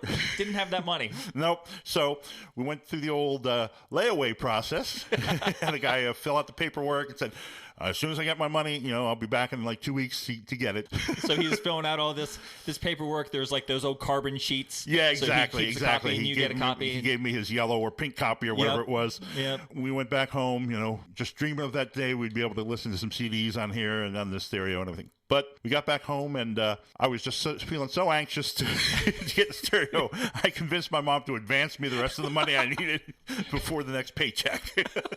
You must be very persuasive. I guess I was. I don't know. So literally within about an hour and a half after having been to Kmart once, we drove, and it was like 20, 25 minutes to get there because, again, we were out in the middle of nowhere. But we went back to Kmart. There was the same guy working the counter. Same grumpy old guy. Same grumpy old guy who had gone through the whole paperwork and said, forget about that layaway thing. We're just going to buy it right now. He was so pleased. He was quite pleased. And he did help us get it out to the car, which was, again, that sleek 81 Impala gray station wagon. That's right. It hardly ever had gas. I mean, it had gas. We always got where we were going, but your gas indicator was always so low it was making me nervous. It was always very low. I would maybe have $5 to put in it, and it would go up just a little bit. Yep. That car also, for about a year, the speedometer did not work. Oh, that's at one right. point, Yeah, do you remember that? I remember that. Yep. I just had to guess how fast you were going. Yep. I don't know how I never got a ticket, but anyhow, yeah. So the guy helps us load it into the station wagon, and as he closes up the door after loading it in, he very sarcastically turns to us and says, "Thank you for shopping at Kmart."